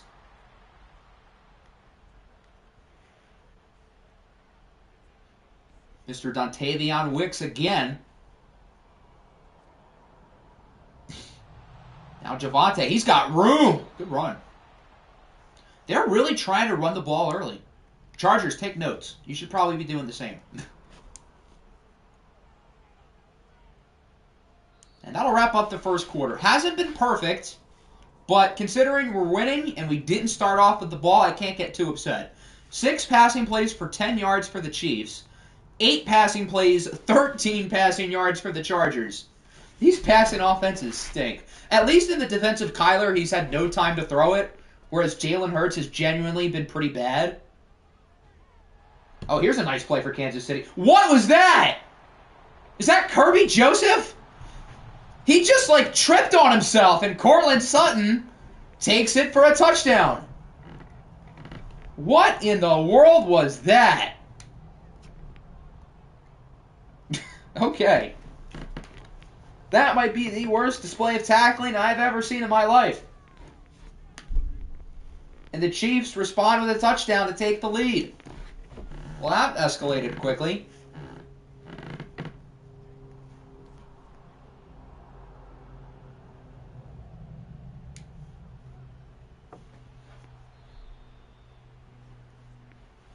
All right, Jalen, the doubters are winning. It's time for you to shut them up. Nick Nader has Mahomes and Barkley in the same backfield is still going to go 9-8. Nick Nader kind of cooked with that trade, not going to lie. I would pick Barkley over Jahmyr Gibbs in Madden.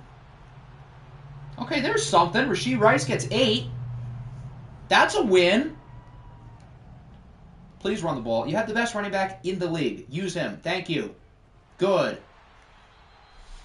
Only gets us 3, but I mean, it's something. Okay, the offense got a first down. That's promising.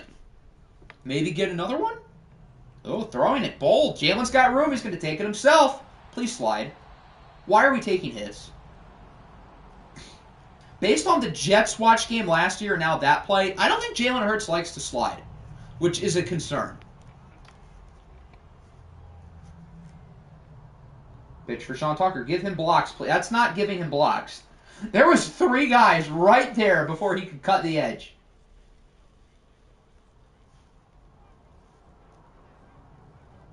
Now it's 3rd and 5. Probably going to have to throw it. Oh, no, it's a run. They fooled me and they fooled the Chiefs. Look at Sean Tucker to the 37. And Eric McCoy is hurt. Phenomenal. There's the Sean Tucker we all know and love. I did not see that call coming at all. But hey, I respect it. Give Sean Tucker the ball and let him cook. Pass on first down. Hurts is an open man short. Goddard. Okay, that works. Doesn't get much, though. The offense seems to have a little bit of a rhythm, though. Not like much, but it's better than it was, which again, it doesn't really say much. Okay, good catch. Nice hands. Goddard takes a big hit, but he still gets it. Would anybody on the Chiefs secondary with X Factor? I don't think so. A.J. Terrell is superstar, but I don't think they'd have anybody with X Factor. Good catch. Hollywood Hargrove. These receivers are making some nice grabs. Jalen hasn't exactly done them favors, but they're hanging on to the ball. Unlike the Cowboy receivers. Oh, A.J. Terrell does have X Factor? It looks like he only has superstar, yeah. Another nice catch. Can we look downfield a little bit? I mean, these receivers are making really nice plays in the short area. Oh, wait, no. Clifford Coleman is X Factor. Oh, I forgot about him. Oh, so he would have X Factor probably. Unless it's glitched, which it might be. I think that's Terrell on the left side, so I can't really see Coleman. 3rd and 5. Hurts under pressure. How did that work? Hollywood Hargrove again. Oh, it is glitched. Oh, okay. I thought Hollywood was covered too, but the defenders just kind of left him.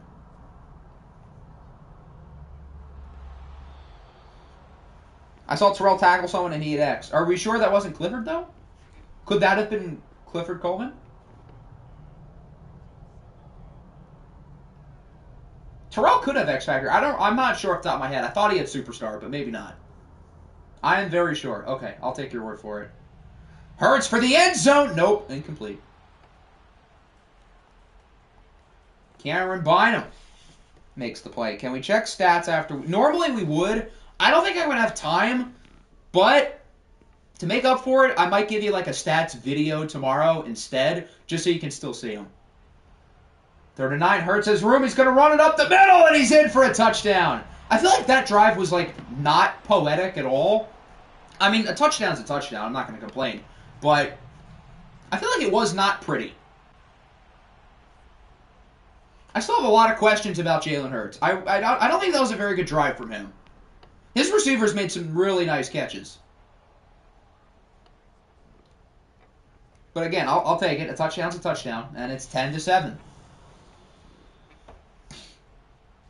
So we'll see if the Chiefs' offense can get back to business after their 56-yard score on the last drive by Cortland Sutton when Kirby Joseph decided that he's just not going to tackle.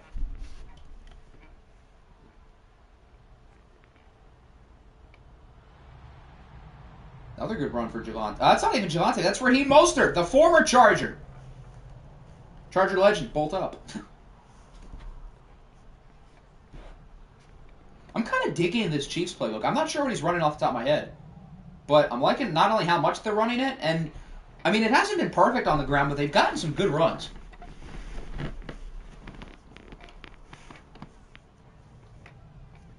I'm still mad T-Law. Well, he's a Seahawks merchant, so that'll happen. Good tackle. Zach Allen. I see you. Now the 2-minute warning. Chargers can get a stop. That'd be a big deal. We can give ourselves a 2-for-1.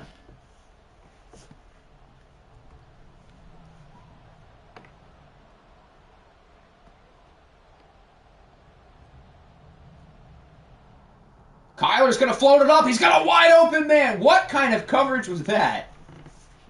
Cortland Sutton again. I'm not sure if that was... No, that's Gibbs, the rookie. Ugh, ugly. Just got outran by Cortland Sutton. Yikes. Big conversion for Kansas City. Ooh, he could have made a play on that ball. I think that's Tre'Davious White. He should have played the ball rather than play the receiver. The receiver caught it anyway. He was always more of the ball hog. Well, that's why I picked him. But clearly the negatives of that are being shown. Maybe having 4 Trayvon Diggses in the secondary has its downfalls. It has its upsides, for sure. The Chiefs are letting this clock burn. Honestly, I don't really blame them. They had their 3 timeouts. Well, now they have 2.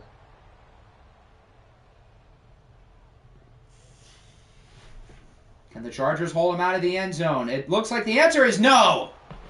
Kansas City will take the lead right before halftime. Jeremy Rucker with the score. Isn't Omar Gibbs more of a zone player anyway? So his man definitely would not be 80.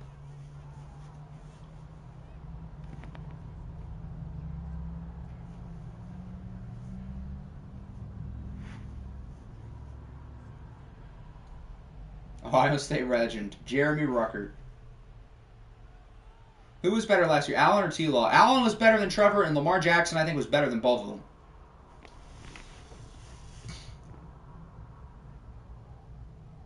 And we'll just kneel out the clock. So that'll wrap up what was an interesting first half. Not the greatest display from the Chargers, but we do start with the ball. Launch it. You realize who I have at quarterback, right? I don't know if he's the guy you want launching it. The passing game felt very stagnant. Hopefully that can open up a little bit. If it does, I think we can win. But if we throw the ball like we did in the first half, then I think we're in trouble.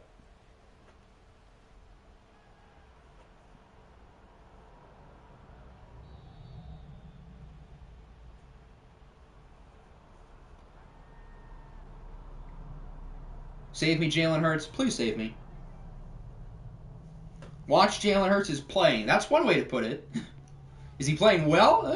I mean, I don't know. Jalen Hurts is trying to kill his receivers. He's thrown like 7 hospital balls. We've caught like all of them, except for that one. But I swear he's trying to kill these guys. Here's Sean Tucker with room. Good run. Please give him the ball. He is our best player. And was the offensive player of the year last year. You should use him as such.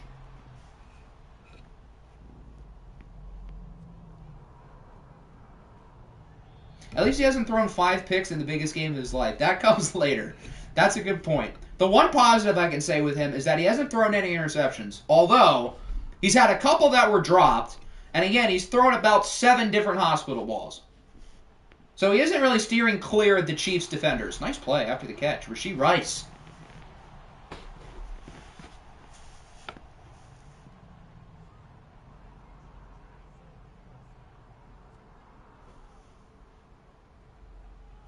Sean Tucker breaks a tackle. Doesn't get anything, though.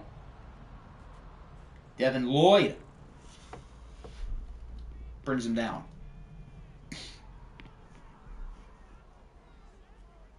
Debo is changing from 19 to 1.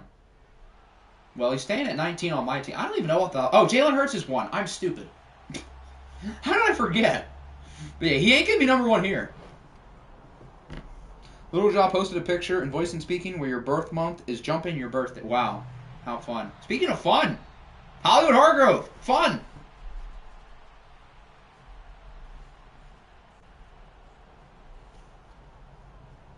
I'm liking what I'm seeing out of Hollywood. We haven't had him go deep yet, which is why we drafted him. But in the short game, he's been impressive. Who would have thought, though, the Dallas playbook would be all about these only, like, short passes? I don't think Jalen Hurts has completed a pass longer than about 8 yards today. As he's sacked by Trayvon Walker and company. He's actually going to have to throw the ball down the field. Will he do it, is the question.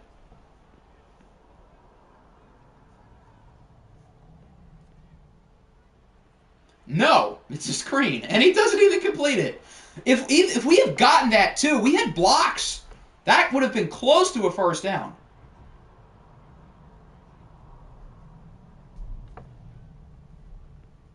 If only I had switched the playbook in time.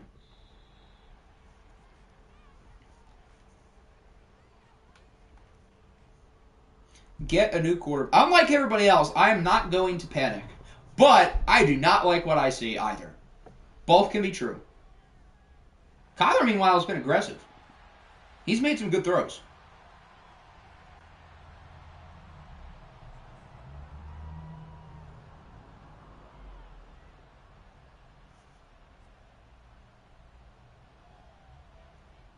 Under pressure, on the run. See, Jalen? That's how you do it.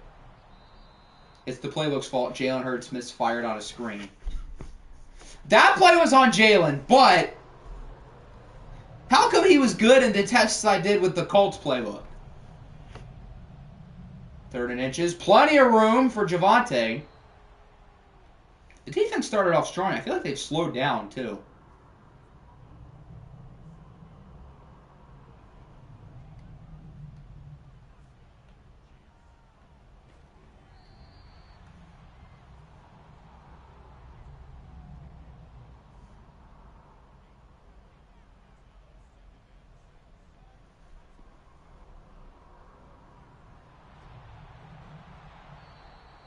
Javonte's hurt. Uh-oh. Raheem Mostert was playing well in the touches that he got.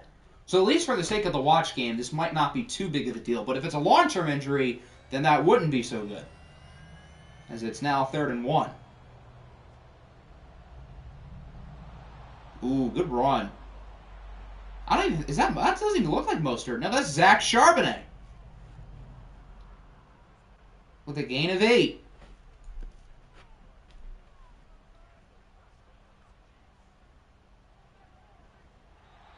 Okay, there's a big hit. Asante Samuel Jr. delivers the blow. They're not quite in field goal range yet. I think another first down would put them there, though. Kyler, no time to throw when he meets Harold Landry, who was unblocked coming off the edge. The pass rush started off strong. They've slowed down a little bit, but still overall have been pretty good. Kyler under pressure, sacked again. Harold Landry is back, along with a buddy. I think that was Bosa. Defense is keeping the door wide open. You're getting your chance, offense. Let's see it. With not so good field position at the 13.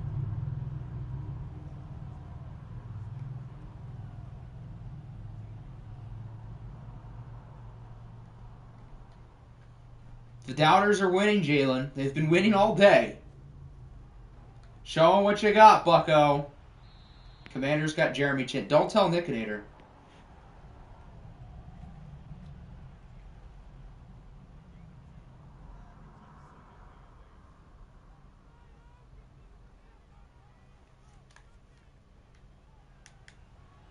Okay, there's something. Rashee Rice with a first down. That might be the longest passing play of the entire day.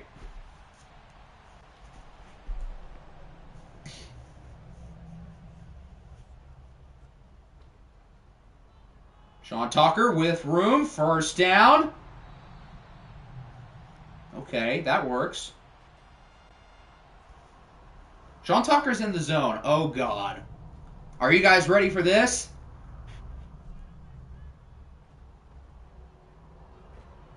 Yeah, that should have been a loss of 3. Instead, he gets 6. Get used to it.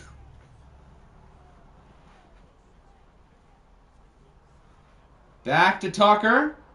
Another first. Just keep feeding 44 the ball. Don't even worry about passing it. Sean Tucker in the zone is legit unstoppable.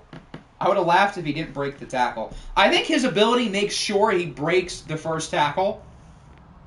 Or something like that. So that would have been false advertising on the part of EA Sports, first off. But yeah, that would have been a little bit funny and also kind of sad. I think I gave him Freight Train. It's whatever the one that has to do with breaking tackles. And rather than like first one free or ankle breaker. So I think I gave him Freight Train. Sean Tucker on the edge, first down. Breaks the tackle. I love how ever since he's gotten in the zone, we've been religiously giving him the ball. Rare EA Smart moment. Yeah, he started either close to a 90 at power back or already there. And he went up by like 6 or 7 ratings last year. Breaks a tackle. The Sean Tucker legacy drive that we've all been waiting for.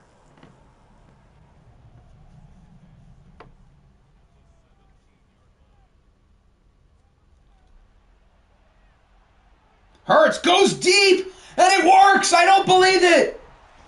Miracles are real! Deebo Samuel in the back of the end zone puts the Chargers ahead. Jalen Hurts threw downfield, and it worked! Did he get the feed in, though? I think he did. Oh, I don't know. I think he did, but that was close. Yeah, they're going to review it. I think he got him, but that was a really nice play by Deebo, if he did, because it looked like he was already leaning out of bounds as he caught it. Yeah, I think he did drag him in, unless the first foot was already out, which I don't think he was. I think the first foot was in.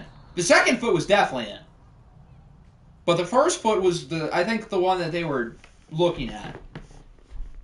But the play stands, and the Chargers are going to take the lead. Well, that was a fun drive. Our first touchdown drive was like super ugly and just like blah. But that was like actually a nice drive.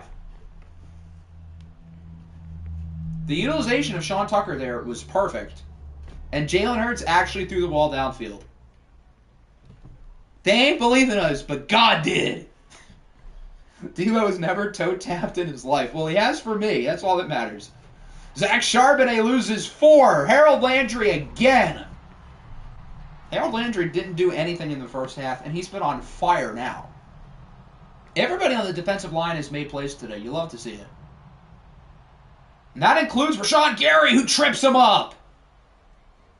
That could have been a big play. Also, Kyler's only ran it once. He had the nice run on the read option. I was scared that they were going to keep doing that, and they haven't gone back to that. And I don't know why. 3rd and 13. It's a screen, and it's incomplete. So now both teams have missed on 3rd down screens. At least for Kyler, though, he was under pressure and had to throw out of the Joey Bosa sack, whereas Jalen Hurts just blatantly missed the throw. Kyler has still been better than Jalen today, but the Chargers seem to have control for the first time really in the entire game.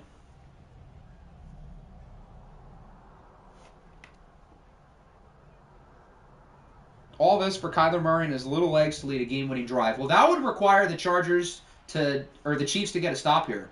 And I don't know if that's happening. Jalen to Deebo again. Deebo, ironically, we have all these deep threats like Hollywood and Rashee Rice, and we're only throwing the ball to them within 10 yards. Yet we have Deebo Samuel, who's more of a short area guy, and we're looking deep for him. Everybody's in the zone now. Jalen's in the zone. Deebo's in the zone. Sean Tucker's in the zone. Why are you running it? Please slide. Does this dude just not slide in this game?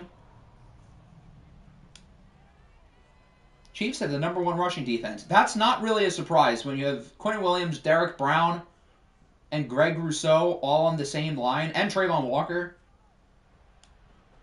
Back to Tucker. Oh, that might be a loss. He's going to be out of the zone. That's not good.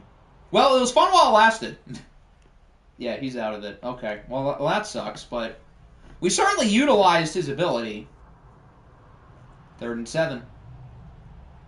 Please slide. This dude just does not slide. Is there like a trait that doesn't let quarterbacks slide? Because if there is, he has it. Someday he's either going to get hurt or he's going to fumble.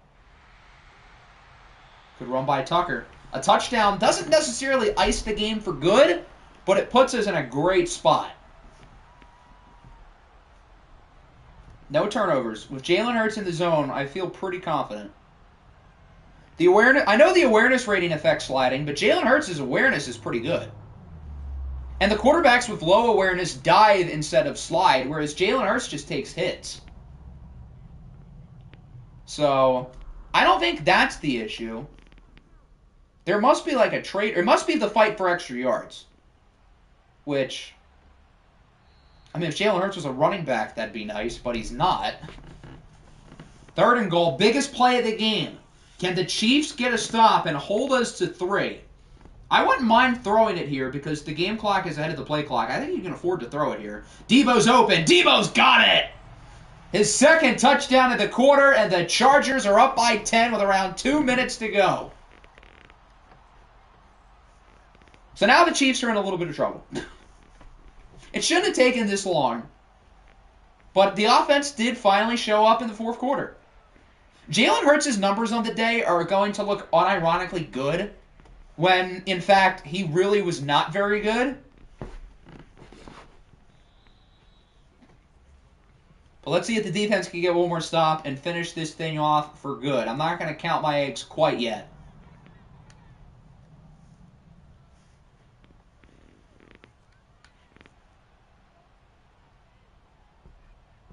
Here's Kyler on the run. I don't know why he didn't run it more. Because he's been effective the couple of times he's done it, and that brings us to the 2-minute warning. Under pressure. Good hit. But they get the 1st down. I don't trust the Chiefs' offense to get, or their defense to get a stop with Sean Tucker. But if they get a touchdown here, you never know. And they're not getting a touchdown. It's picked off by Tre'Davious White.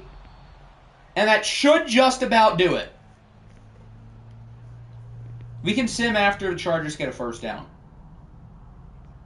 But barring something stupid, we should be fine. And that's a good start.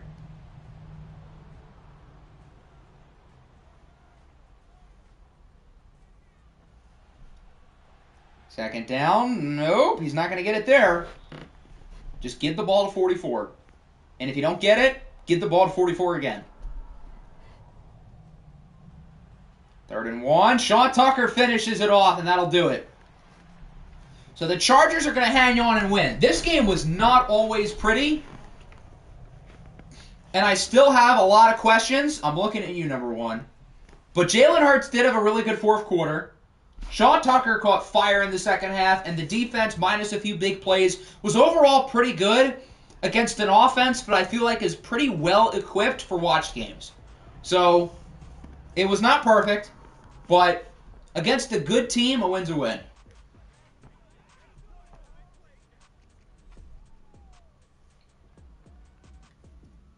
Jalen's passer rating is going to be like 110 or something, isn't it? I was close. 103 or 105. Jalen Hurts was not good today. The numbers look good. Bobby Strickland and 2 first. Absolutely not. Jalen Hurts could have had a Niles Worthy game, and I wouldn't do that. Even though Jalen Hurts was bad, he was good in the 4th quarter, and I feel like he does deserve credit there. I think Kyler Murray was probably better. He had the interception, but it was at the end of the game. He was trying to force something. I thought Kyler was pretty good. Sean Tucker was very good. Big 2nd half out of him after he started slow. Hollywood, he had a couple drops, but I thought he played well. Debo with the 2 touchdowns at the end. How many passes do we have over 10 yards, though? More than I thought, but not many. Defense was really good, especially the front seven. Or really not even front seven, the front four. Harold Landry was great. Rashawn Gary was great. Joey Bosa was great. And then Tre'Davious White finishing it off with an interception. All right, I'll put the trade in, and then we can simulate.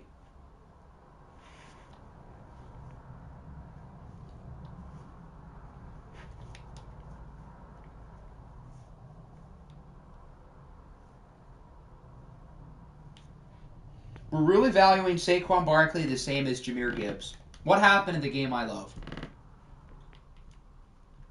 That feels weird to say, considering in real life that's obviously not the case at all.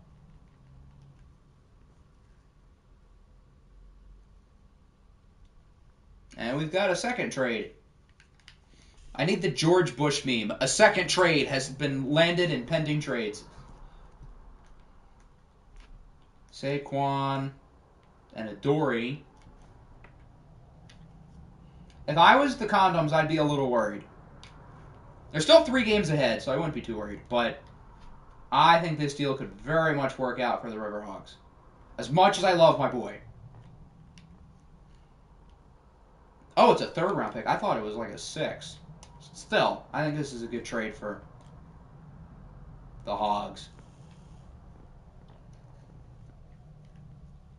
All right, we'll make sure those guys are starting, and then I'll do the second one.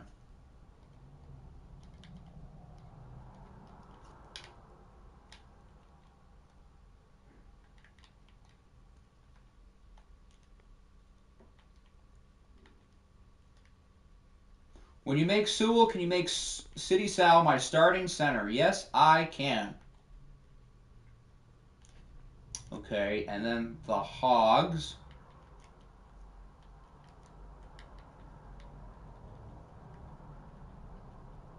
JC's an 87 already? Damn, good for him. I thought he was lower.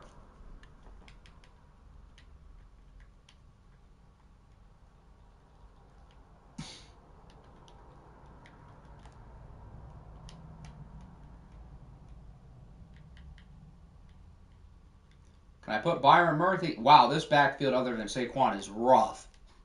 If he gets hurt, it might be Saquover. That sounded really stupid.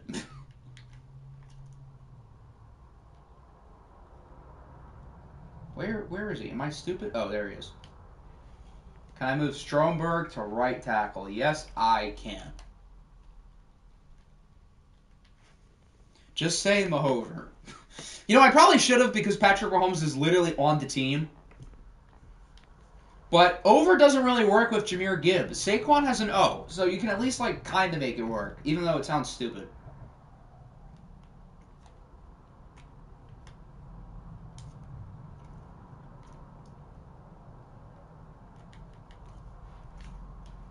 Oh, what am I doing?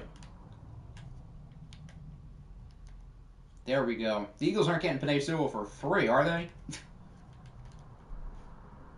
There we go.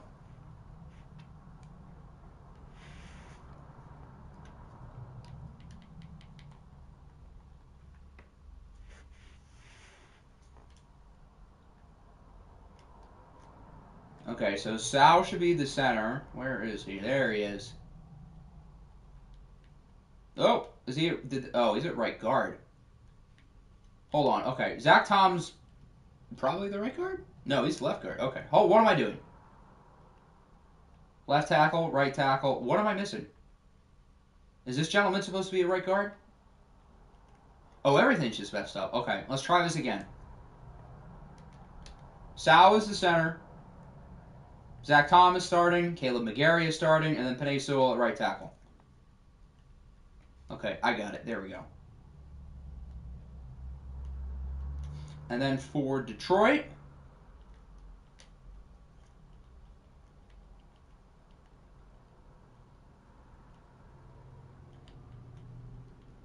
would you like me to play Biotish anywhere specific? Damn, this offensive line's nice. Do you want Biotish your right tackle? I know you mentioned, what's his face? Ricky Stromberg there. Or Connor McGovern. Avila's a 78 at tackle for what it's worth. And they'd be the same at left tackle.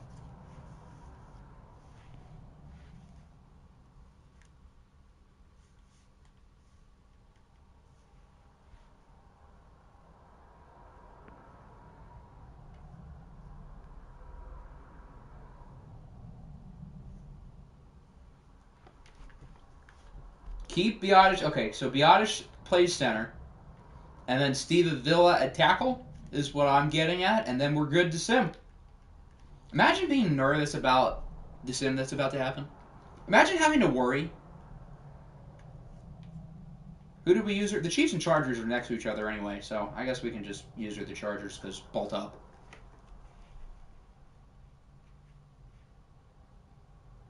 I already did the Eagles.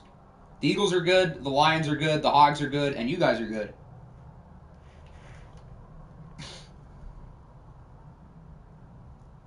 All right, bada bing, bada boom.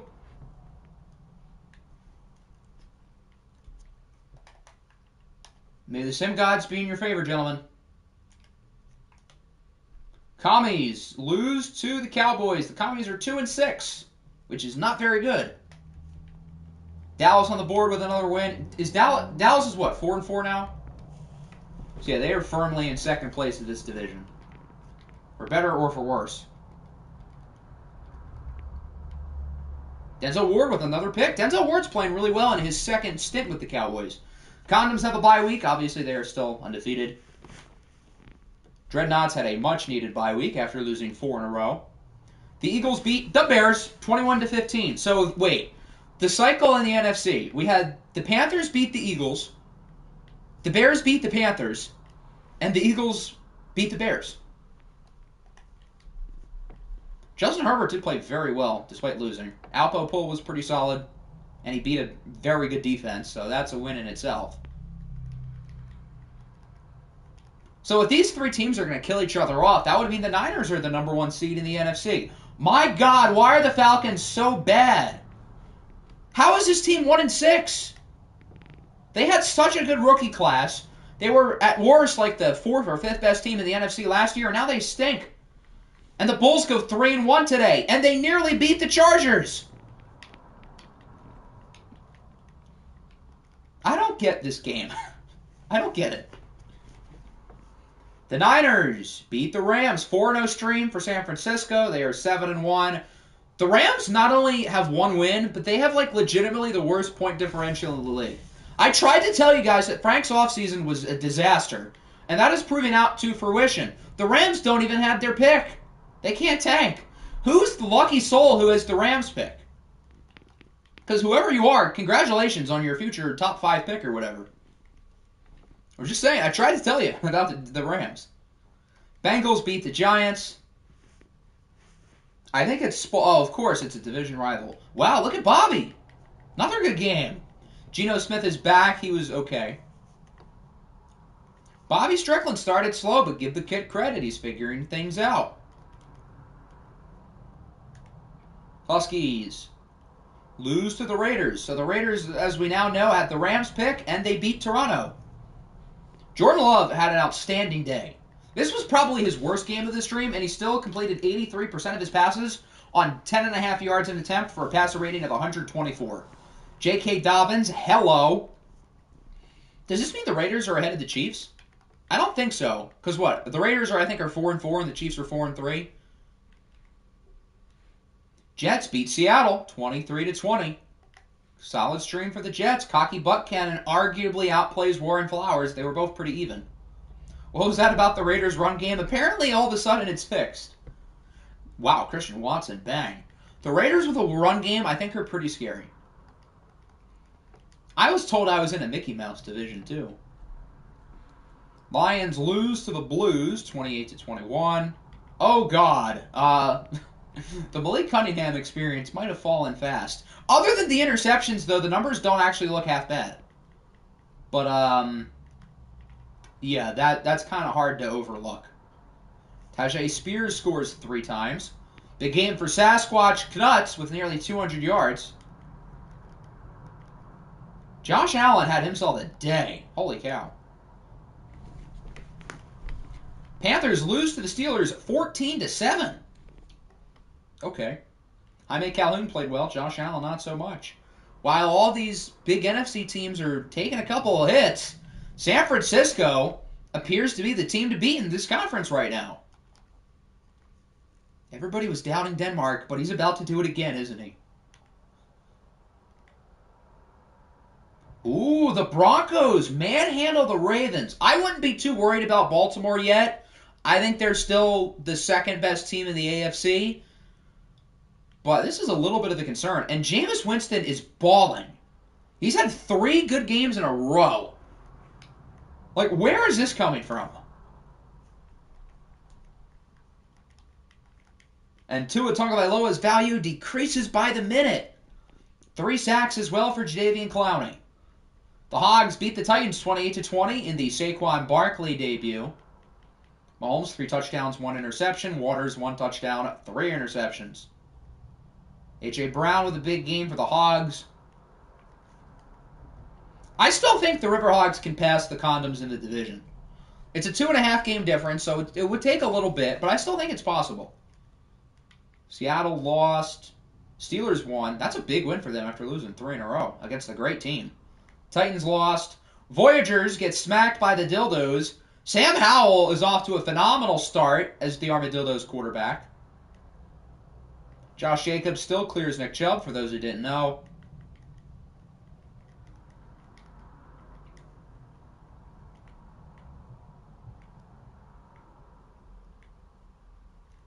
The Black Knights lose to the Cardinals, 24-27. Russell Wilson back as the starter, outplays Anthony Richardson. I love how the Cardinals have almost all of the Lions' good rookies. They have Jahmyr Gibbs, they have Jack Campbell, they have Brian Branch. Should have tried to get Sam Laporta off of Nick and Ader's hands, too. Blues won. Broncos won. Let's ride. Browns beat the... I almost said the Colts. They beat the Caps. Cleveland is 6-1. Cleveland is legit, guys. This is a contender in the AFC. I'm excited to watch this team and see how they play in a watch game because I think they're... Whoa, why is Michael Pittman so good? Could Michael Pittman be an Offensive Player of the Year candidate? Myles Garrett's definitely a Defensive Player of the Year candidate, the way he's looked today. And that's everyone.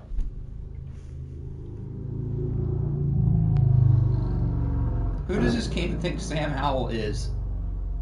Please respect Sam Howell. Players of the Week. Warren Flowers. His numbers weren't like that good. I mean, good for him.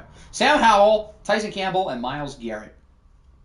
I said I wasn't going to go to show stats, but I will show injuries and obviously standings as well. And the AFC North, the Browns have taken first place over Baltimore. This is going to be a fun race. And these teams are no slouches either. The Condoms lead the South again. I think the Hogs can still make some noise here. This division is one of the divisions of all time. And then the Chargers with a big win, maintaining first place in the West, although I think all 3 of these teams could very well compete for wildcard spots. In the North, the Bears lose, but they still lead by 3 games because this division is abysmal. The Panthers lost. They're only up by 1 over the Bulls and the Caps. Could the NFC South race be interesting? In the East, the Eagles are 2 games over Dallas. In the West, the Niners are 4 games over Seattle. We can look at the MVP races quickly. Yeah, that's fine. We can do awards. Next year, can I get an easy division? Did you want a hard division? We'll start with the injuries, though. Robert Hunt and... Ooh, Javonte Williams broke his collarbone against us. That's a big deal. Matthew Stafford, dislocated elbow. When did this happen? This happened... Oh, so they... Who did they have at QB this week? I don't even remember.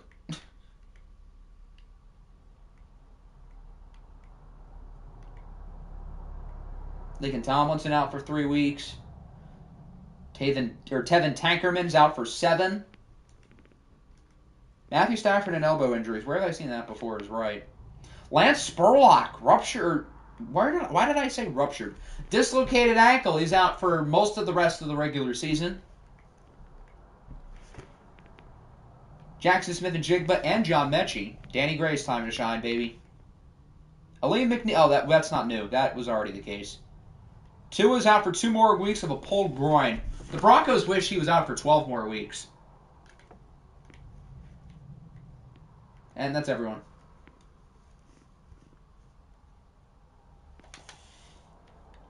All right, we can look at awards real quick. We can check out the schedule. Also, I kind of want to see the Lions sack total, too. I know Lenny asked about it. Oh, they're actually not as high as I thought. They're tied with the cool kids and the cool kids, but not as cool. All right, what the hell? No. No shot. Stop it. I'm flattered, but no shot. Jalen Hurts is absolutely not the MVP. What the hell? Hold on. What? No. Who leads in passer rating? Trevor Lawrence, Joe Burrow, Lamar Jackson, 4, 5, I'm not counting Jameis, 6, 7, 8, 9, 10. He's 10th. And none of his counting stats are all that good. Jalen Hurts has been good enough. But no, that's foul. I'm not gonna complain, but Jesus Christ, the glazing is in fact wild. You guys think I'm crazy with the glazing? I don't know if I would have Jalen Hurts at the top like 7. Isn't it because of team record? That might be the case, but like still, Josh Allen and Joe Burrow have both easily been better. Joe Burrow has a better team record than Jalen Hurts does. I don't know. This I can get behind. This I cannot get behind. I'm not going to complain, but I don't know. I feel like Hollywood should be higher. Hollywood's had a really good year. Jalen Hurts is 3rd for best quarterback. Are his rushing stats that good? That would be the only reason. But even so, he still shouldn't be 1st. Josh Allen's touchdown-interception ratio is better. His team is almost just as good. His rushing stats are probably pretty even. Yeah, I don't see how you can have Jalen Hurts higher than him. I don't get it. David Montgomery is the NFC Offensive Player of the Year. I feel like it should be Raphael Coleman. That dude's insane.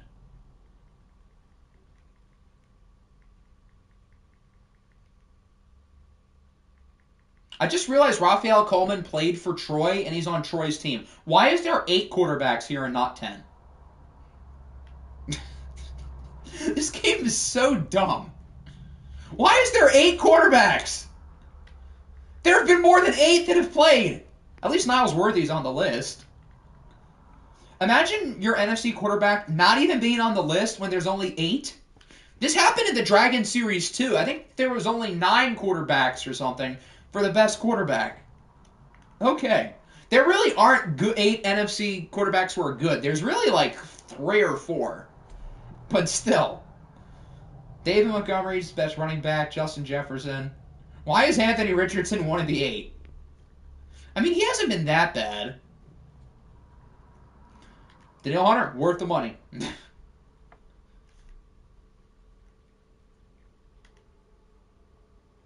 This game is such a troll. I don't know what to say. Did we look at Coach of the Year already? Yeah, no, we did. Okay. All right, let's look at the schedule for the next stream, and then we'll be done. I cannot get over that Jalen Hurts is in 1st place. When I feel like my stock on him since the start of the year has gone slightly down, yet he's in 1st. I don't get it.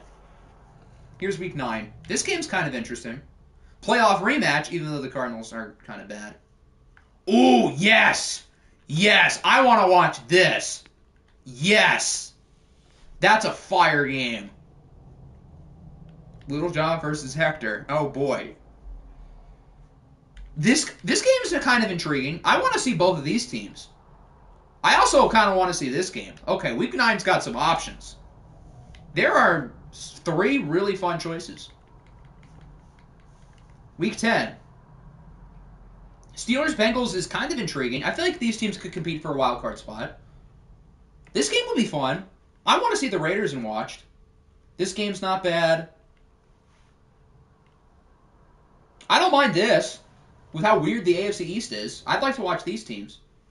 Chargers get to beat the Broncos again. I don't mind this game. We have to watch Warren Flowers at some point this year. Tank Bowl. This game's not bad. Week 11. The Condoms play the Hogs twice in 3 weeks. Oh, boy. I would certainly like to watch one of those two battles. Chargers, Bengals, my 2 children.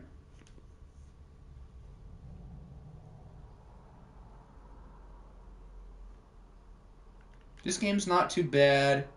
Week 11's kind of weak, though. I don't mind this game, but I feel like I know which game's going to win Week 11, which means the Ravens and Browns should probably win Week 9. Week 12, this game's not bad. Again, we have to watch Warren Flowers at some point. This game's not bad. Neither is this one. Browns played the Ravens. Ooh, so the Browns played the Ravens twice, and the Condoms played the Hogs twice. Interesting. This game's not horrible. Tank ball again. I don't hate this game. The Broncos are kind of weird. They could make some noise. I don't know.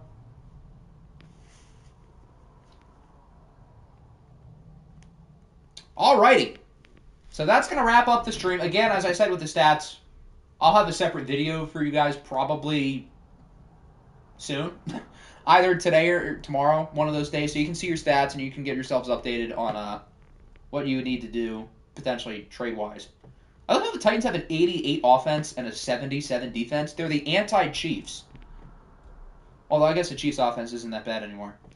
So, again, that's going to wrap it up. Hope everybody enjoyed. And I don't know when the next stream is going to be, but I'll let you know.